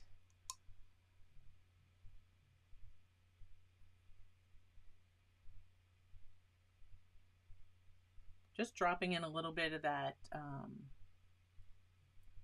buff titanium and umber mix.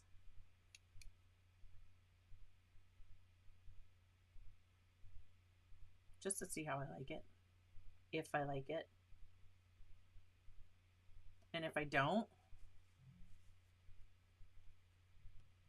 another way that you can get great rock texture, if I had some out, I would definitely show you. I could have put all these colors down, grabbed a piece of cling wrap, scrunched it all up, and then placed it on top of that and let it dry. When I peeled it up, I would have had perfect rocks without even trying. We'll have to do that one of these times because it's super easy. Super easy. And this is where I start fussing too much with my background that you are not even going to be really looking at. I just don't like it. It looks like I have these like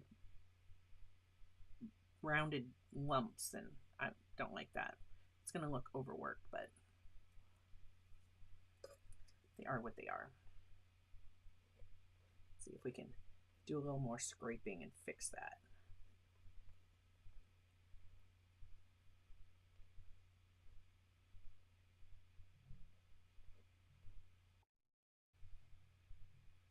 Okay. This is me walking away, letting it go.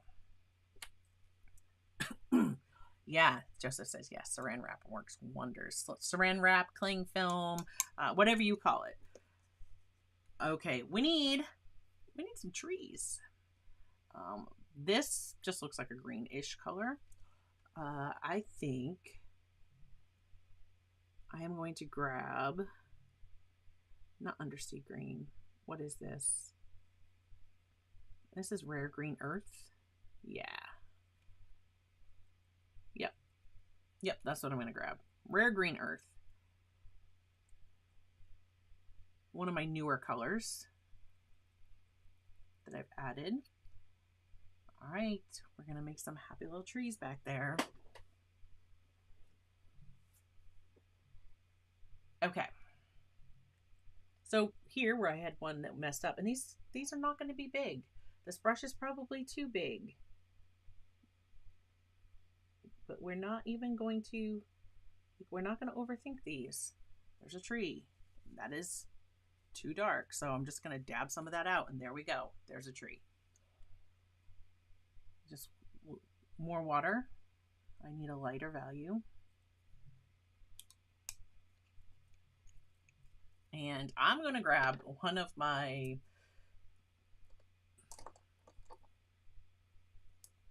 so this was the size 6 Neptune. Here is the size 6 Velvet Touch. I'm going to go with this guy. It has much more snap. It does not hold as much water. And it's going to let me come in here. And I'm going to start lower in case I have too much. Okay. Then I can just tap it up. And we're going to put in a few, just a few.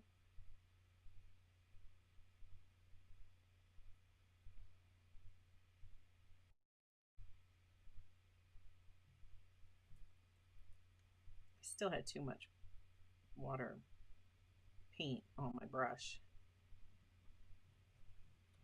See, they're just looking like trees back there.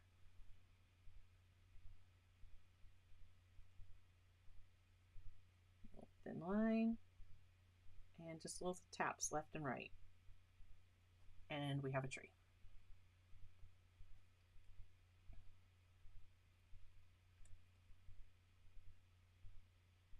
And he has a friend.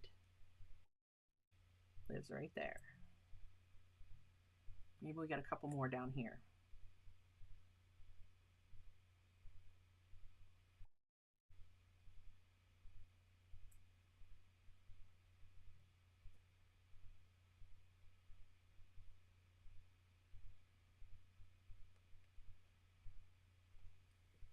Don't need to get carried away.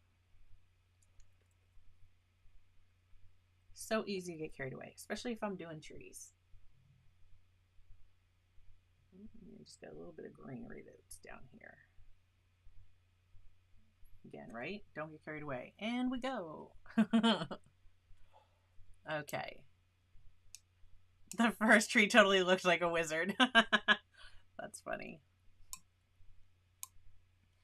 All right. So that's it. That's all I wanted the Velvet Touch for. I just knew I could get those much faster. So we have our faraway rocks. We have our trees. It's time to paint our water. How fast can we put this in? Not in the time I had originally planned for this to be, but that's all right. So I'm just going to clean off a spot because I don't want that Dr. P.H. Martin's in there.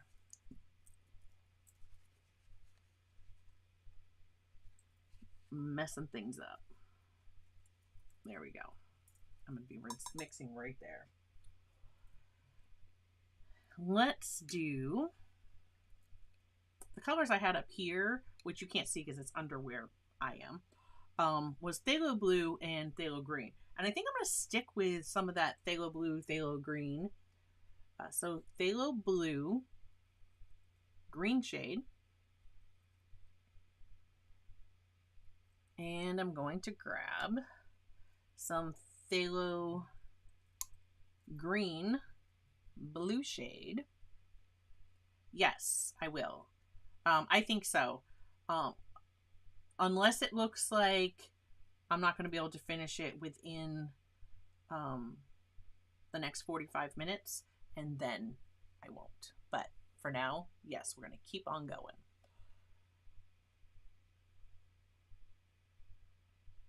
Yeah, that's absolutely what I'm going to do, Joseph. Absolutely.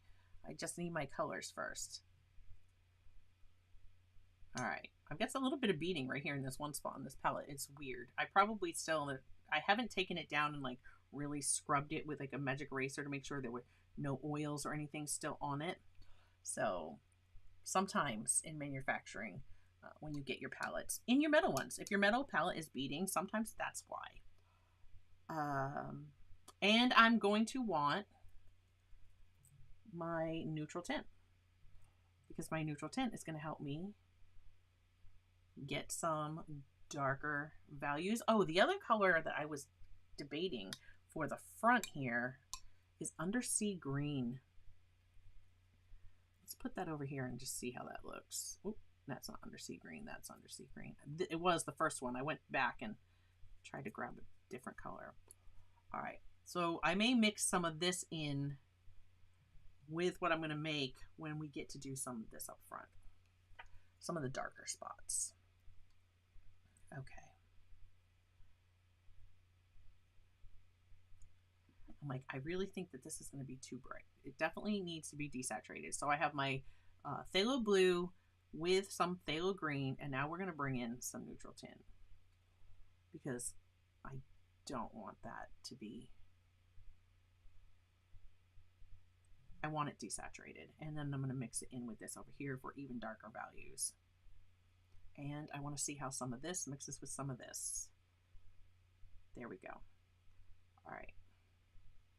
Now I'm going to wet my water.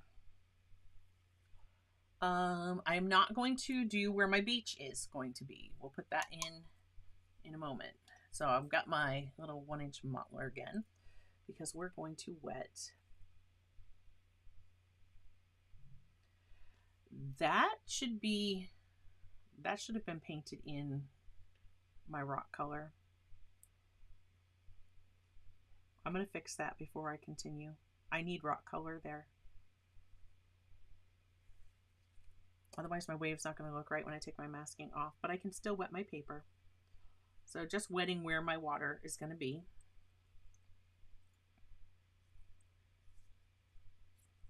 And right about here, I'm going to start making this be beach sand and right here be beach sand. So here.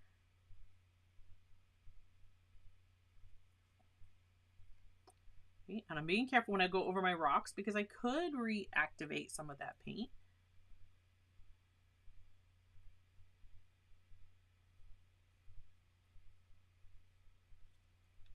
Okay. While that's soaking into my paper, that blew out. So this area up here, I'm just going to grab some of this. I'm not too worried about it, but in here, that is rock. That's my land. So I need to get that. And I'm just whatever's on my palette here. I'm taking some mud. Okay, just dabbing in some darker values.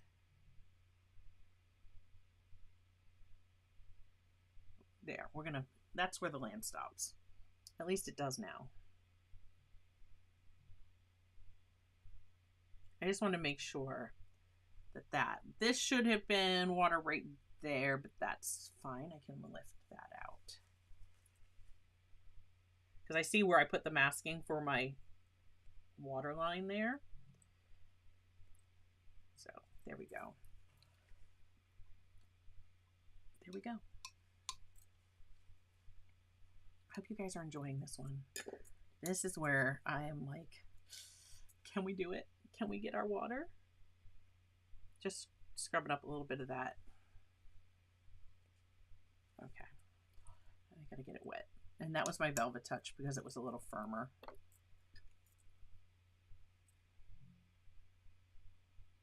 Okay. Grabbing my size 8. And we're just going to take some values and we're going to put them in. I'm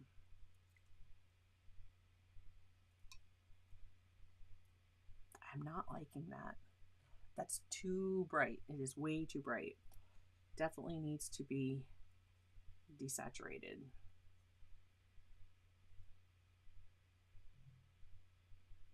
Okay.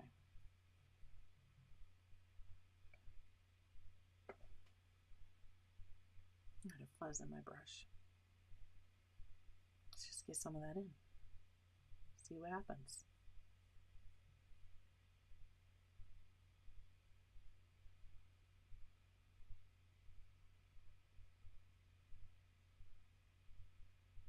What's going to be back here?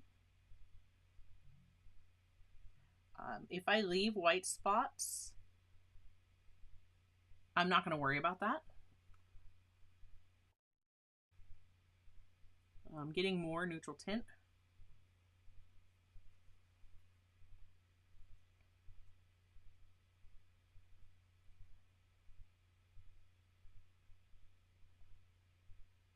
Let's put some darker values here and there. Right, because that sky is dark. The sea is going to look dark. Not here today. It's been raining all day. Okay. And the color kind of changes, right? So when we do this part that's lifting and getting ready to crash on us, it's going to kind of shift a little from this. We're going to start to see like the sand churns up so the water looks greener. So we're going to have, taking some of that value with some of this, bring some of that in here closer. And let's just see what we get. What's down here?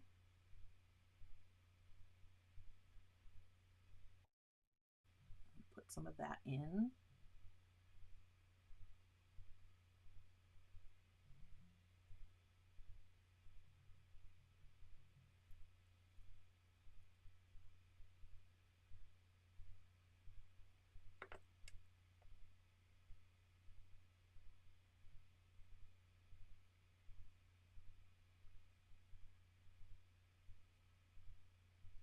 I'm just going to let this kind of do its thing.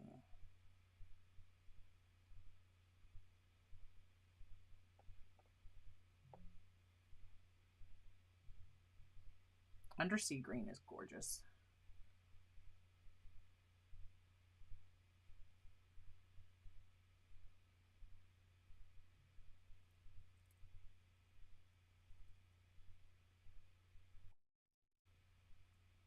I want some of that like really diluted. Oh, bye Cats Rpix. Thanks for coming and hanging out.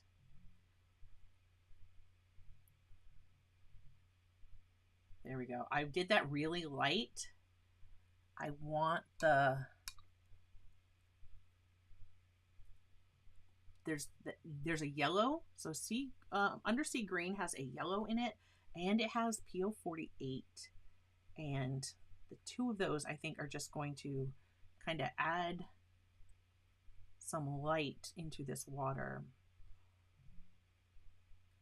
you know, where it's lifting.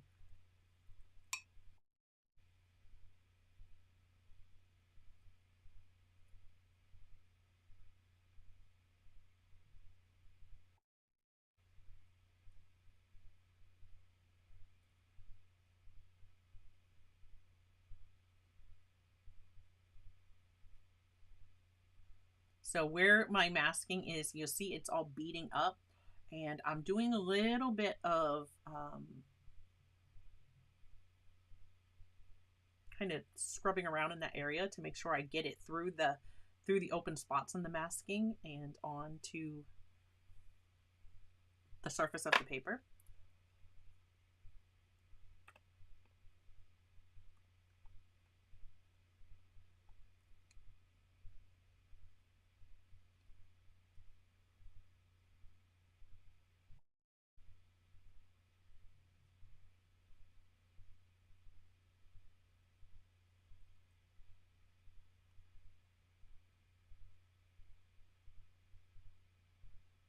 And I'm gonna try to see any areas up here around that foam, this really light, really watered down version of that Undersea Green. Just kind of tapping that in there.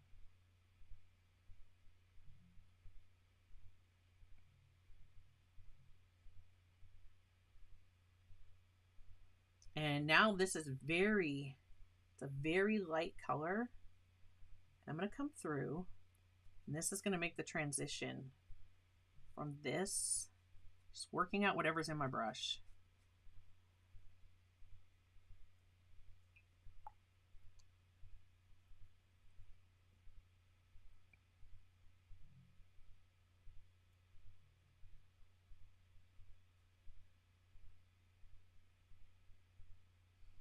And that's breaking through. I need more Undersea Green. Undersea Green is one of my favorite colors.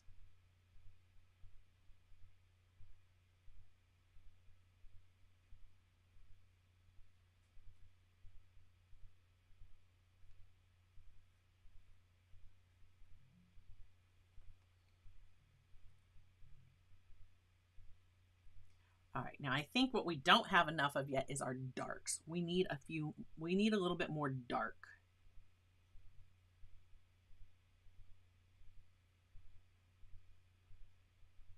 And I'm trying to see, like, I can come back to once I have the masking removed, I can come back. But areas where it's just underneath, like right here, where this is going to be that wave is breaking, I want to make sure that I have some darker value under there, right? Because we can't have light without the dark. It's going to be more contrast.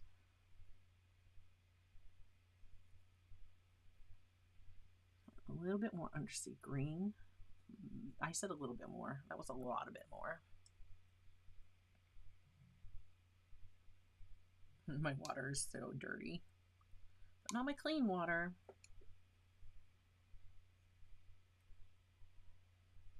I've got my see that? My Meeden bowl. It has the paint pucks in it. I absolutely love this. I definitely recommend. Like, I was using the paint puck water wells before, and I would always have 2 of them going, and same basic concept, but they took up so much space on my desk. With this now, I just changed this water. I have been painting with it since last Thursday. Thursday's pretty much my, like, take my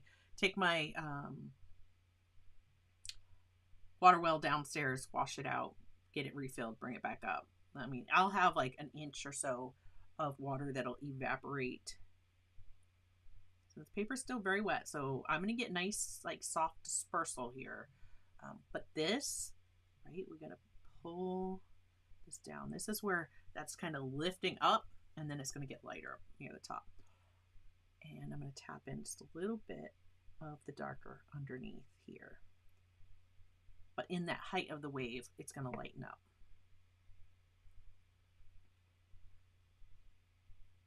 But I'll get like almost an inch, a good 3/4 of an inch in a week that will kind of evaporate. And I want this to be darker over here.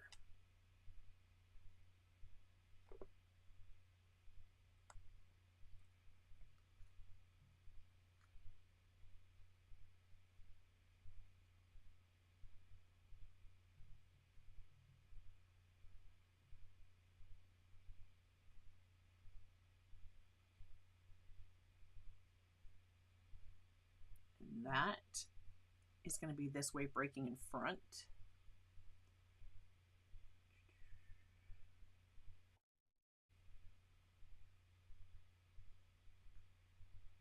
And I want to see, like, as this turns, like even through here, we're going to have a little bit more that darker. Pull some out, lift some up. Pull some out, lift some up.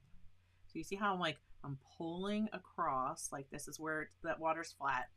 And this is where it's lifting up. Those are things that I have to tell myself all the time. Like, I will do these things to remind myself, like, to get that going, like the correct, so it feels like it's going the correct way.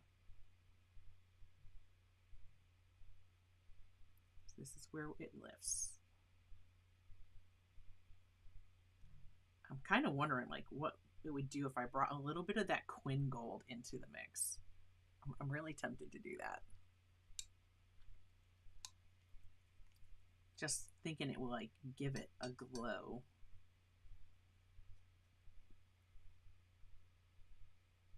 Take just a tiny bit. I'm doing it. Why not? What's the worst that can happen? I just want to bring some light, some... Look at that. See, just a touch of that Quin Gold.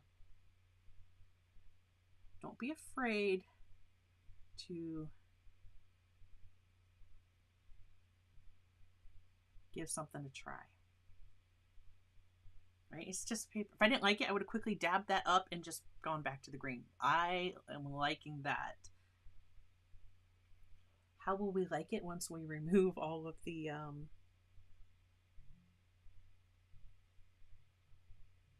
masking? I don't know. Hopefully just as well.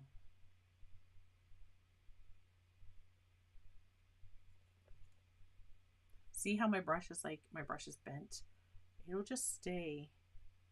So you'll see, like, something like just I tapped and now it's going the other direction. And this is drying, so I definitely need this to be a little bit more wet. And I need a lighter value. It's too much.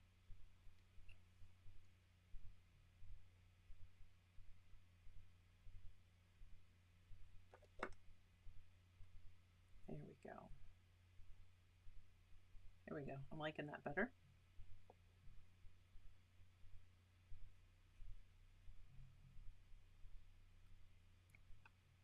Let's put in our beach while this dries. And then it's going to be time to reveal and see what we have.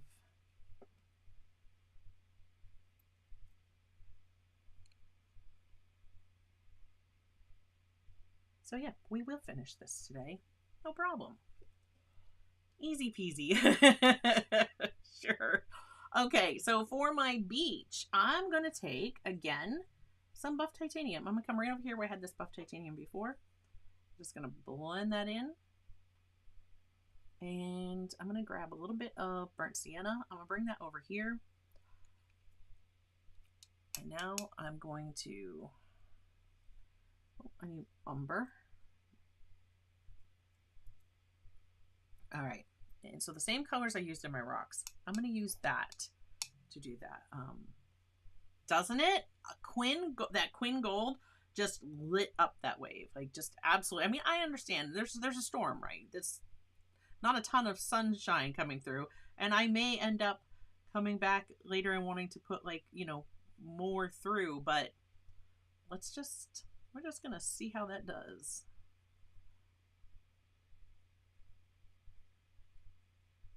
Like, I question whether or not I have enough dark in there, because I really think, like, there needs to be, now that it is drying, because you get that color shift, I'm really thinking we need to have some more darker values going on over here. So my neutral tint, just bringing that into whatever green is left.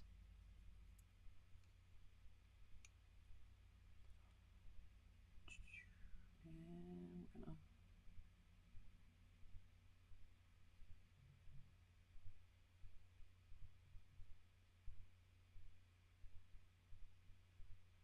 whisk some of that up.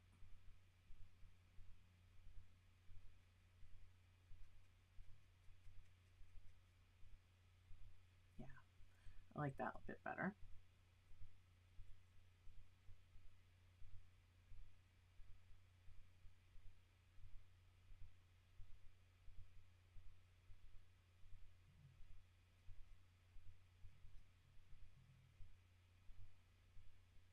Okay.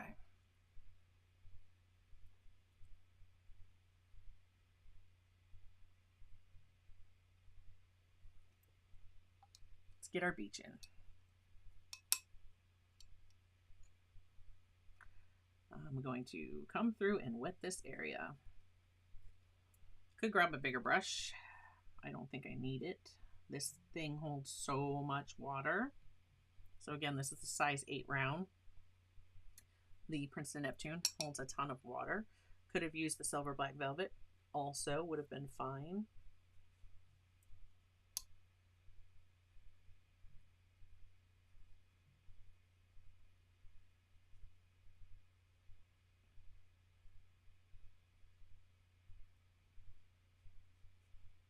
Okay, so back here, I'm going with my umber, but even my raw umber is feeling a little warmer than I want.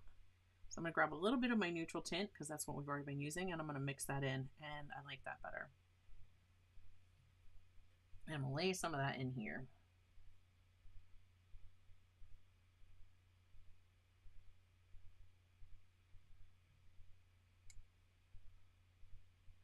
This will dry lighter. I'm not worried about going over some of the spots where maybe I already put some of the water, because it just looks darker. That's fine. Your beach is going to be darker where water has just receded. So I'm just using that like umber-like color with a touch of neutral tint to do that further away. Let's bring up a little bit of burnt sienna into that. Bring that over here. So it's burnt sienna and our umber, a little bit more burnt sienna. Too much.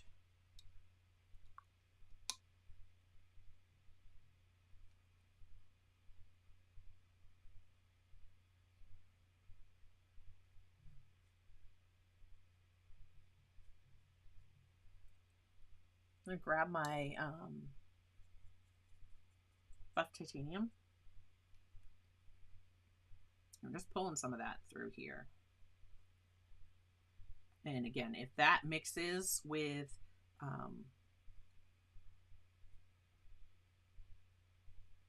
some of where I've placed watercolor, this is not going to be a problem.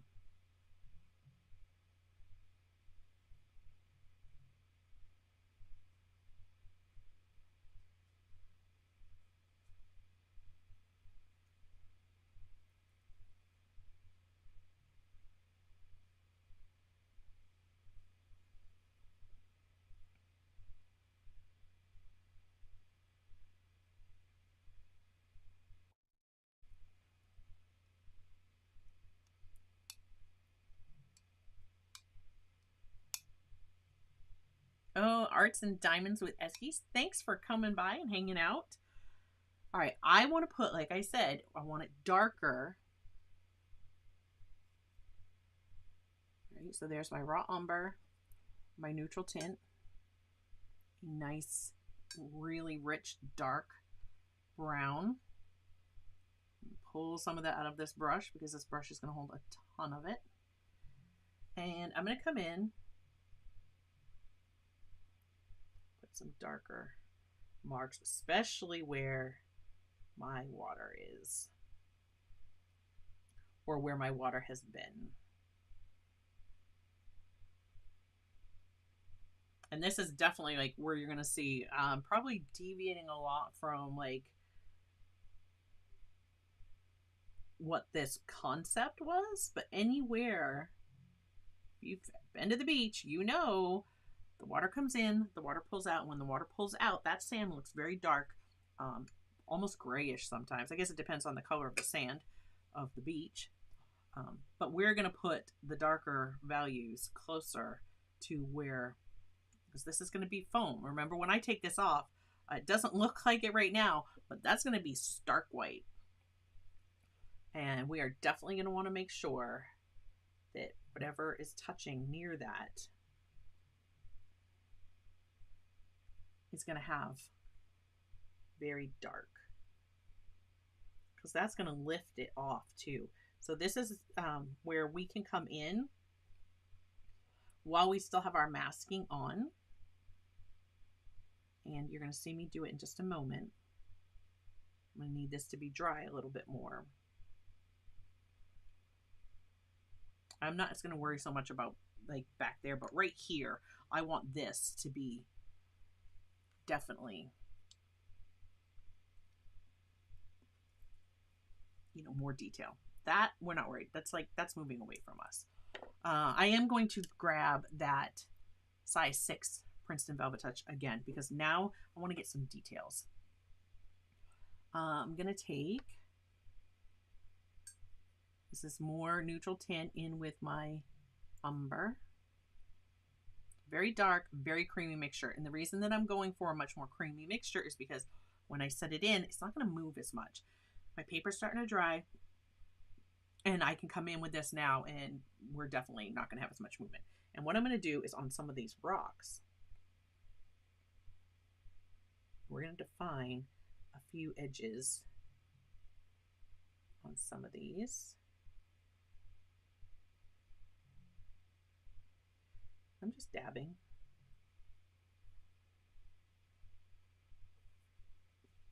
I don't like how far up that is. There we go. Right along the bottom, because wet rocks look very dark.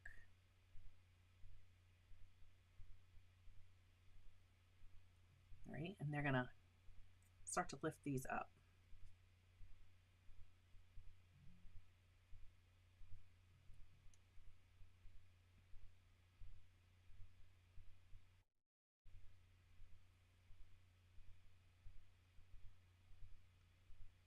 I'm like, Tara says I'm all zoned out watching.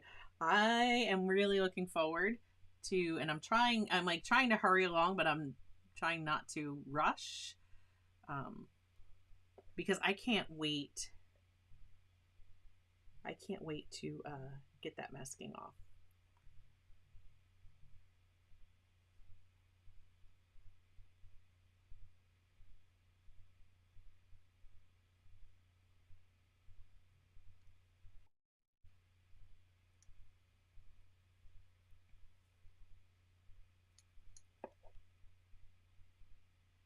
Back here, I'm just coming in right along that edge. Right, I'm kind of brushing, like almost, some of these have masking right next to them, and when they have masking next to them, I'm definitely brushing along that edge. See, already they're starting to get more shape. We're starting to lift them off our beach.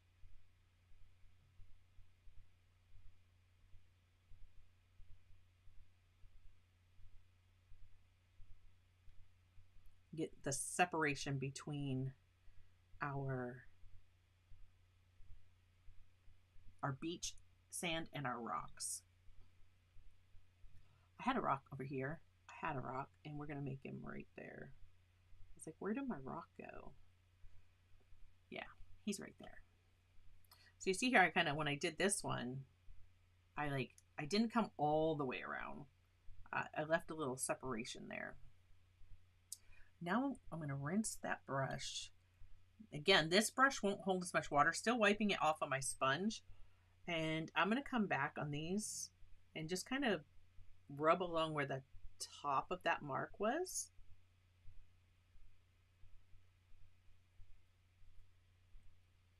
Again, wipe it off on my sponge and just come back and rub where the top of that is, and then it's just going to blend into, it's going to blend up into my rock a little better.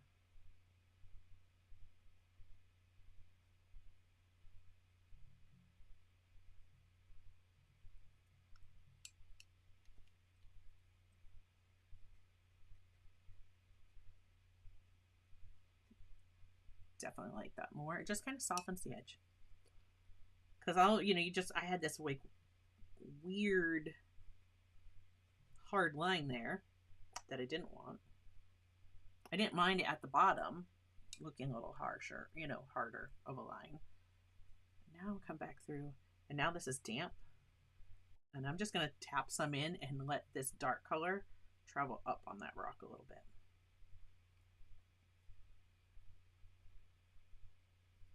And just like the water would kind of soak up on the rock, same thing's going to happen because that paper's wet. So I put this color at the bottom, it's going to draw it up.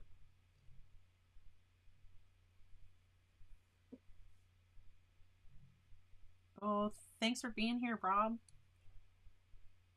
Make sure you come back and watch the reveal. I'm going to be pulling that masking off here in just a little bit. This rock is a little light. I'm just going to kind of dry brush a little texture on it. There we go. I like that better. I like that much better. Okay. I'm loving it. I'm going to do the lines I was telling you about underneath some of this seafoam.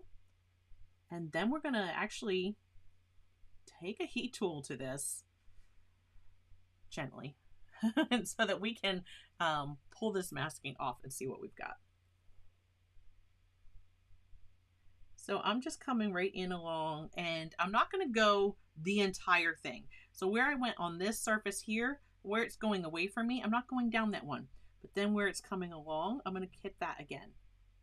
So here it starts to go back. I'm not going to get the going back part, but I'm going to get this part. And that's just going to help when I remove this masking for it to look like a shadow and lift that foam off the sand. Right, so I'm just being choosy about where I kind of put those lines.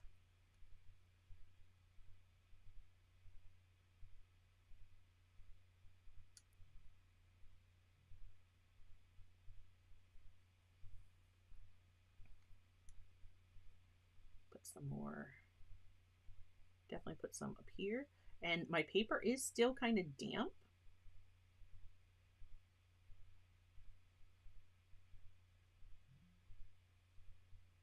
My paper is definitely still damp, so these will soften some.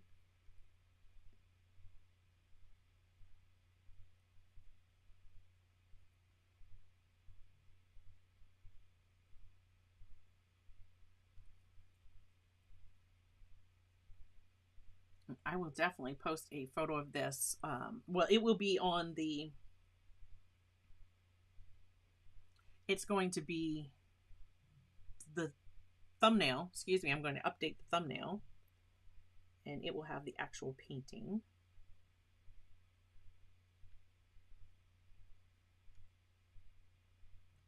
All right, so back here, I'm just going to get a little thinner.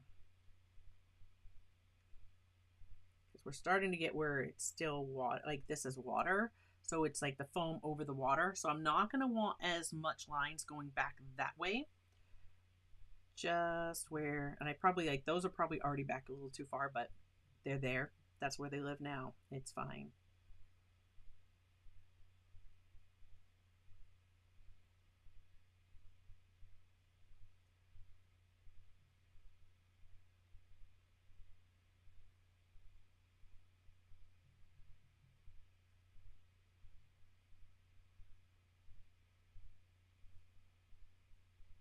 I love how it already is starting to look like our green foam is coming off. This is going to be so bright white when we take this off. And I will show you what you can do when you take that off if you're like, oh no, too bright. Because some of it we are going to have to add. Oh, I went a little where I didn't want to go on that. We're going to add some shadows in some of it. There we go. All better.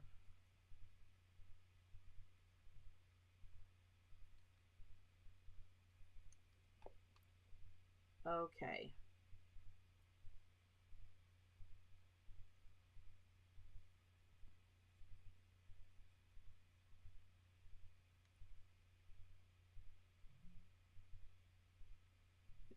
Putting a little bit more dark right here.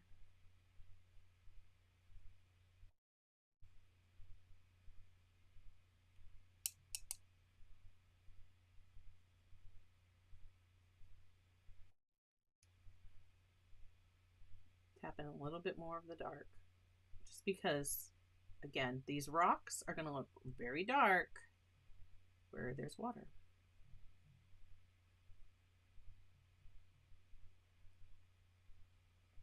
Okay.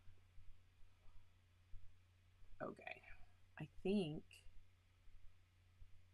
we are just about ready to get this masking off. Again, just darken up that land there.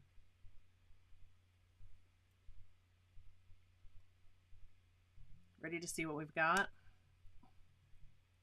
I know I am.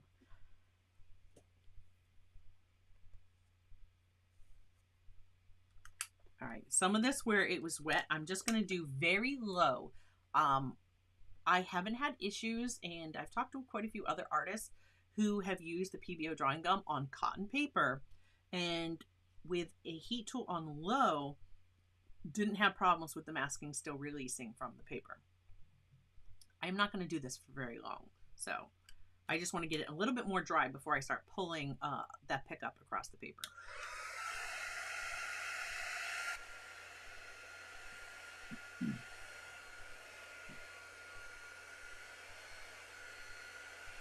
I'm like debating, there should be some more darker value up here.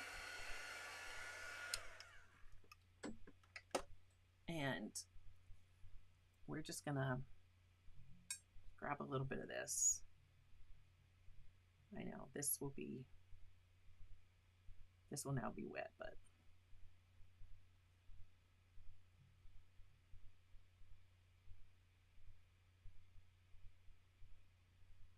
yeah, that's better.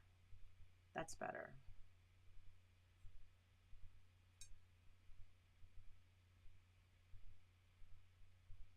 I just know it needs to be darker where I wasn't going to do it, but it wasn't looking right to me. The sand is always darker where the water just receded. So, all right, so a little bit of dry.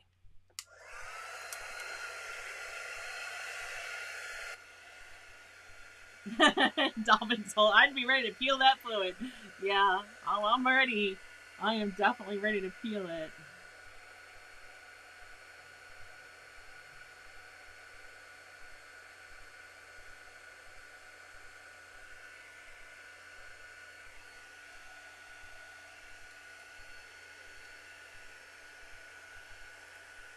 Hi, Python.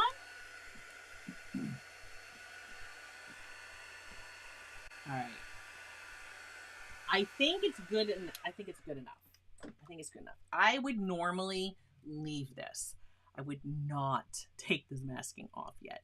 I would let this water have completely dried, and the beach completely dried for a while. However, in the interest of time, I'm going to start up here, and we are going to start pulling that off. Now I'm just using a rubber pickup. If you don't have one of these, you can use an eraser. You can just use your finger. That would work just fine as well.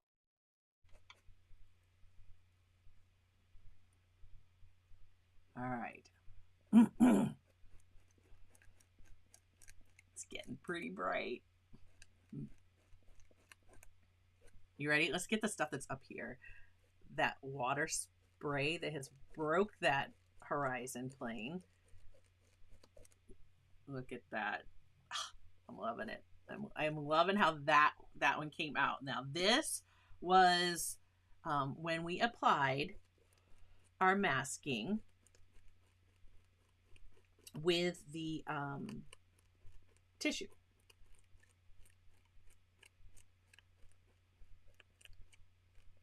Now see, this is like very thick, so we're gonna have to put some shadow in there. And that won't take long at all, she says.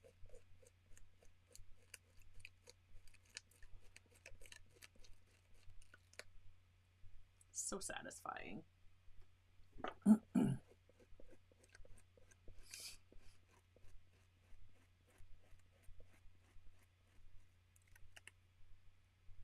Look at that.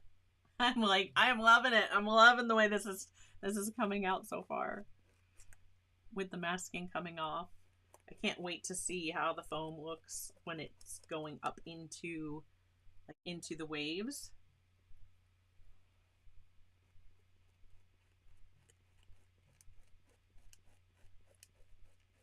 So, I mean, was it worth masking it out? I mean, in my opinion, it was, but see, we got this wave's going to crash right over that rock. In a moment, these rocks would all be underwater. And then this is just making me want to go to the beach. I'm still I'm working my way here because, you know, this has set for longer. Since we just finished this beach, I'm going to keep going, working my way across and coming down.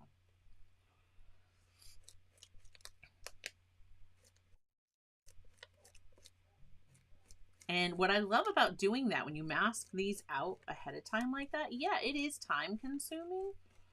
But also, if you start to create one, like here, those should have connected. They're not. What I have to do is turn that into this wave with maybe, you know, I don't even know. I don't know. We'll figure it out.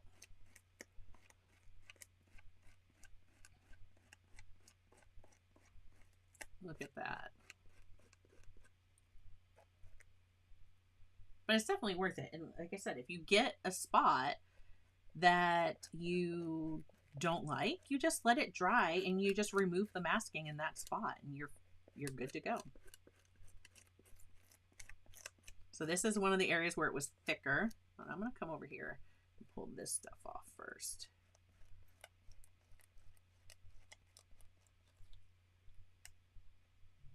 Be careful, like when I just lifted, this was starting to pull a long piece. If you pull that, you could risk ripping your paper.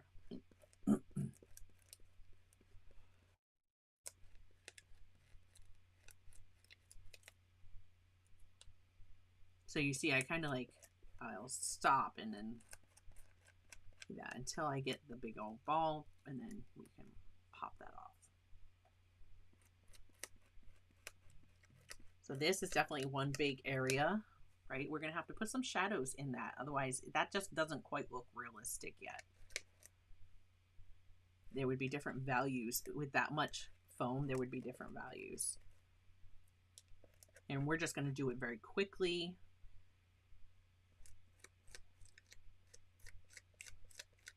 We're going to use our neutral tint, but a very diluted amount of neutral tint.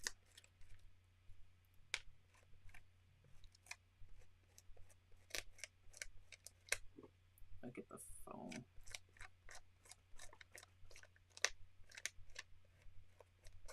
See, I've got like this big old piece of masking from rolling it all together. But once I get it to where it can break off, then it's easier to take that out.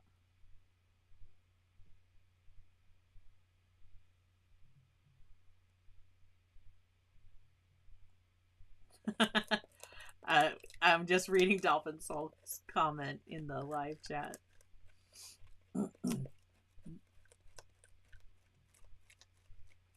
So you see here, this is where we kind of blended a little bit of that beach color over where we had already painted water.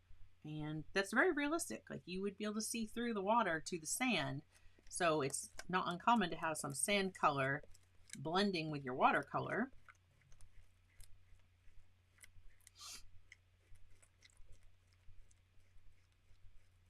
One of the things I didn't do that I normally do is like that sea foam will have,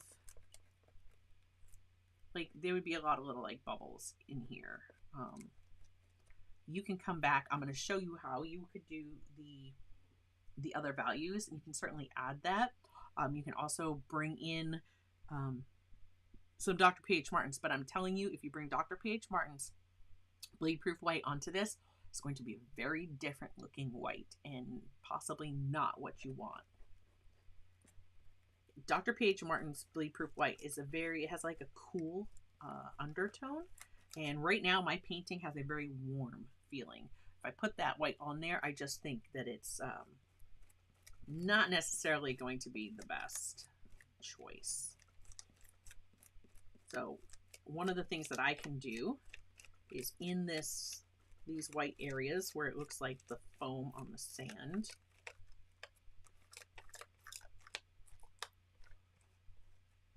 is I can use a little bit of that neutral tint, very diluted, so it's like a pale gray, and add in little values like little dots, like little circles, and then that's going to look like the foam.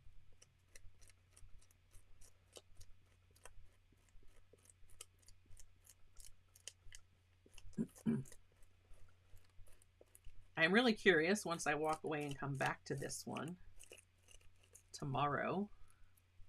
I usually post a picture like Friday morning. I'll come up to the studio, and on Discord I'll be popping a picture in,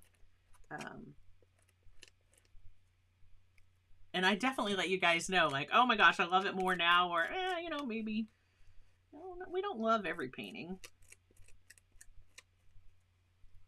Okay, look at that. Okay, I think feels like I have all my masking. A little bit was up there, and you can definitely feel it when you rub your fingers over it, because it'll catch. You'll feel it pull when there's still a little bit left. See, we got waves out there. It is stormy. I am loving the color. These are like the first waves that I have done where I'm really loving the color in the height. All right, let me show you how we would add some shadow, because we need some shadow in these waves to make them look more realistic. I am going to grab, I got my size 6 Princeton Neptune. You can actually, you know what? No, I'm going to go smaller. I want detail, but I want something that's going to hold the water still. So I've got the size 2. I rarely ever use something this small. So here's a size 2. Right here where I had the mixes already from doing my waves, I'm going to just take some of this. It's like neutral tint, right? And I want plenty of water, because I want this to be super pale, like really pale when it dries. And now I'm going to come in with a little bit of water, and I'm just going to put some water. Again, this is just the size 2, so it's not got a ton. It's not going to hold a ton of water, but it is going to let me get a little bit of this area wet. And I'm going to take a little bit of that, and we're going to drop some in. This is going to spread out like our clouds did, right? Like when we do clouds. And that's just going to give me a little bit of shadow. I'm going to let that kind of set.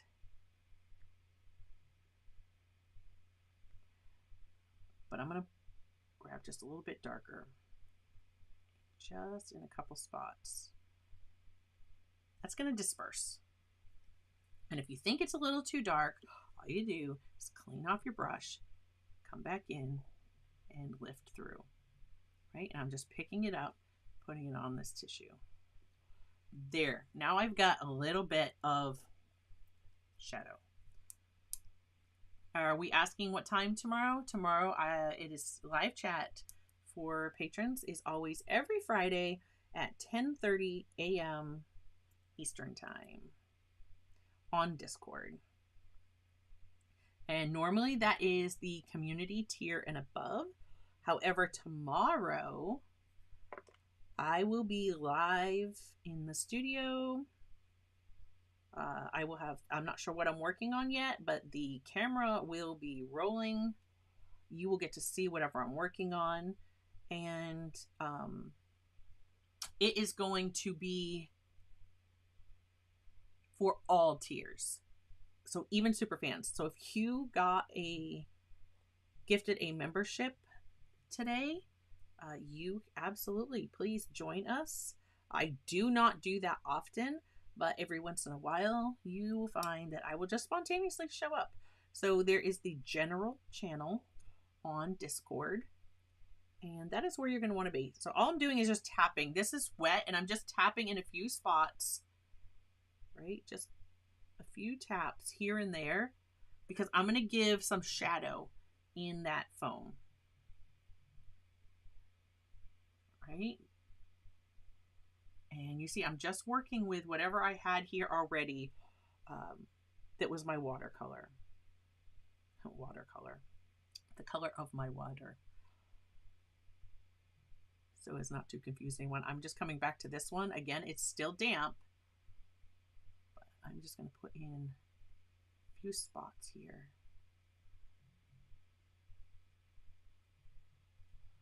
And we're getting some shadows. Now, how you would do this, like in your foam, yeah, I'm going live. So you will have the option when you come in there that you'll be able to see whatever I am showing. You can chat by texting. If you want to share something with us, you can turn on the camera on your phone and share something with us. Here is where, like I was saying, if you want to make this like more like foam, I can just put some dots in, and I'm going to get, I want to lighten that up. You can take this as detailed as you want. I'm just going to put a few shadows into a few of these. Really kind of just dry brush, bouncing this around. Just because it's going to be quick.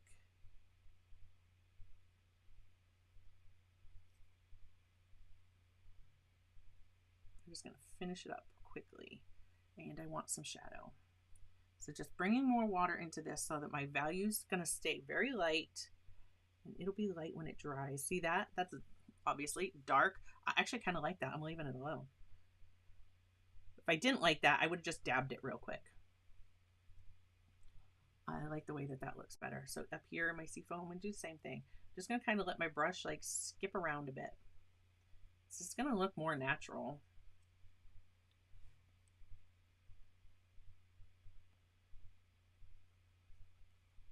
There we go. Yeah, I like the shadows. Let's see. So, well, time conversion for you, wherever you are. If you are watching this live, it is now 5:40. Thanks for sticking with me, all of you who are still here, mesmerized by this seascape. I greatly appreciate you sticking with me. But yeah, it is now 5:40. So whatever time, 5:40 p.m., you can do the conversion for how many hours difference that is.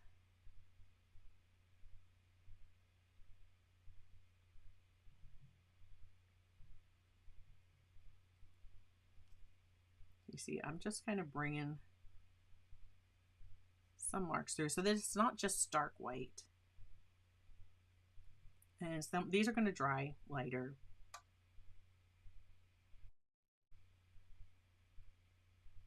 If I felt it was too dark, I mean, I could go over the whole thing and darken it up a little bit, so it didn't look just stark white. I don't mind. But I am going to put a little bit more into some of these. So it looks like we have some shadows up in there. Give a little bit more depth to this spray and foam. And all I'm doing is just dabbing. I'm not thinking about it. If something looks too dark, just dab it. I'm looking up at my monitor first and go, oh no, I like that, so I'll just leave it alone. But if I didn't like it, I would just dab. All right, remember at first I was like, oh, this is like, it's too dark in here. But actually, I don't think so. I think some of the dark is just going to help it look better.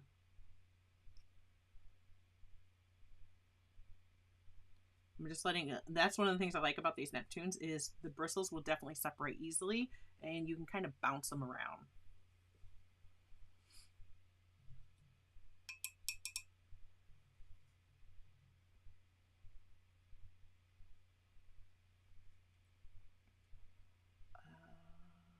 Let's just get a little bit more.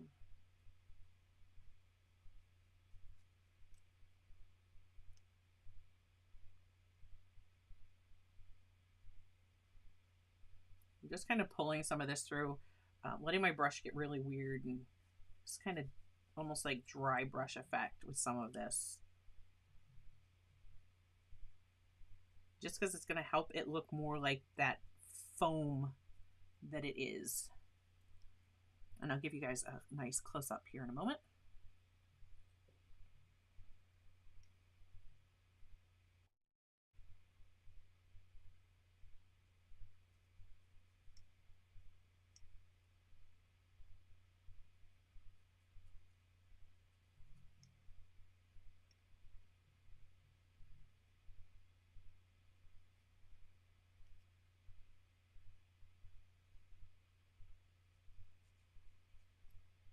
Oh, and I need to get a little bit into these back here.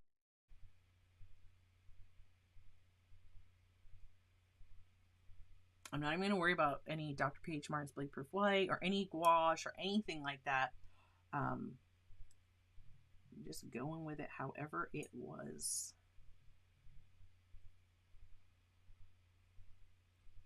What do you guys think?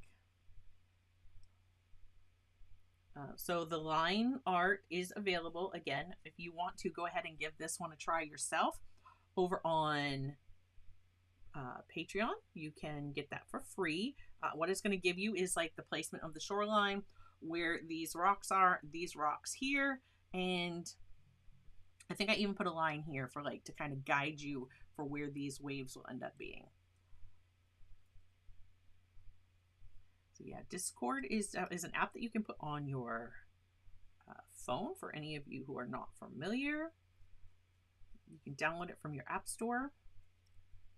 Once you set up your account, your account, I am done, guys. I am done. You can then go in to your settings, set up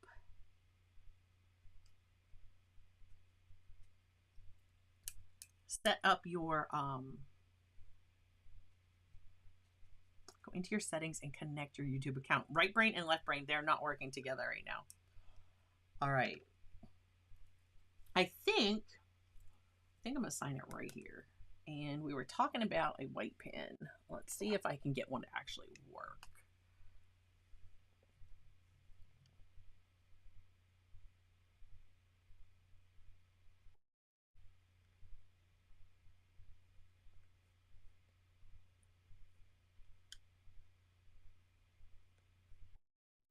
There we go. I can always go over that if I need to. I can certainly go over that. What do you guys think? I'm liking the way it came out. I'm liking this one. Let me get you to full screen for a moment. If my computer will give me back my mouse. There we go. What do you guys think? I'll have to, it's definitely a storm. We definitely have a storm coming in. If you're on the water, you want to get back. Okay, so thank you so much for sticking with me. I greatly appreciate you being here. Definitely hit that like button if you're not subscribed and you like to hang out and paint. Every Thursday, usually every Thursday, I am doing something that you can paint along, which is wonderful because you can ask questions and get help. And maybe you want to come join us. Hit that subscribe button. That's all you got to do. It's free. So yeah, thank you so much to the moderators. Their links are listed in the description below. Please check out their channels. And I hope you like this. I had fun with this one. My favorite part, I'm loving that I started to get light in one of those waves.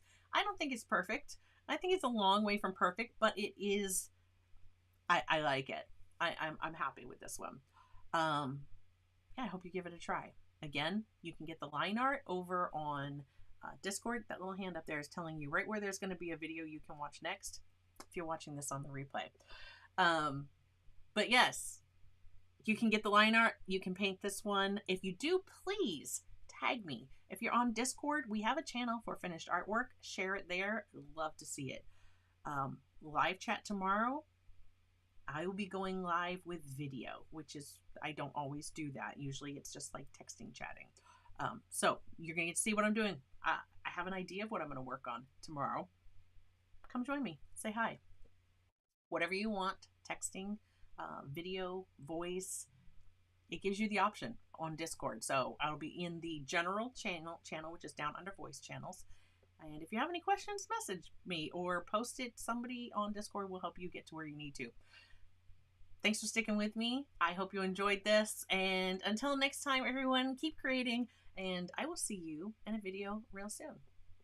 Bye, guys.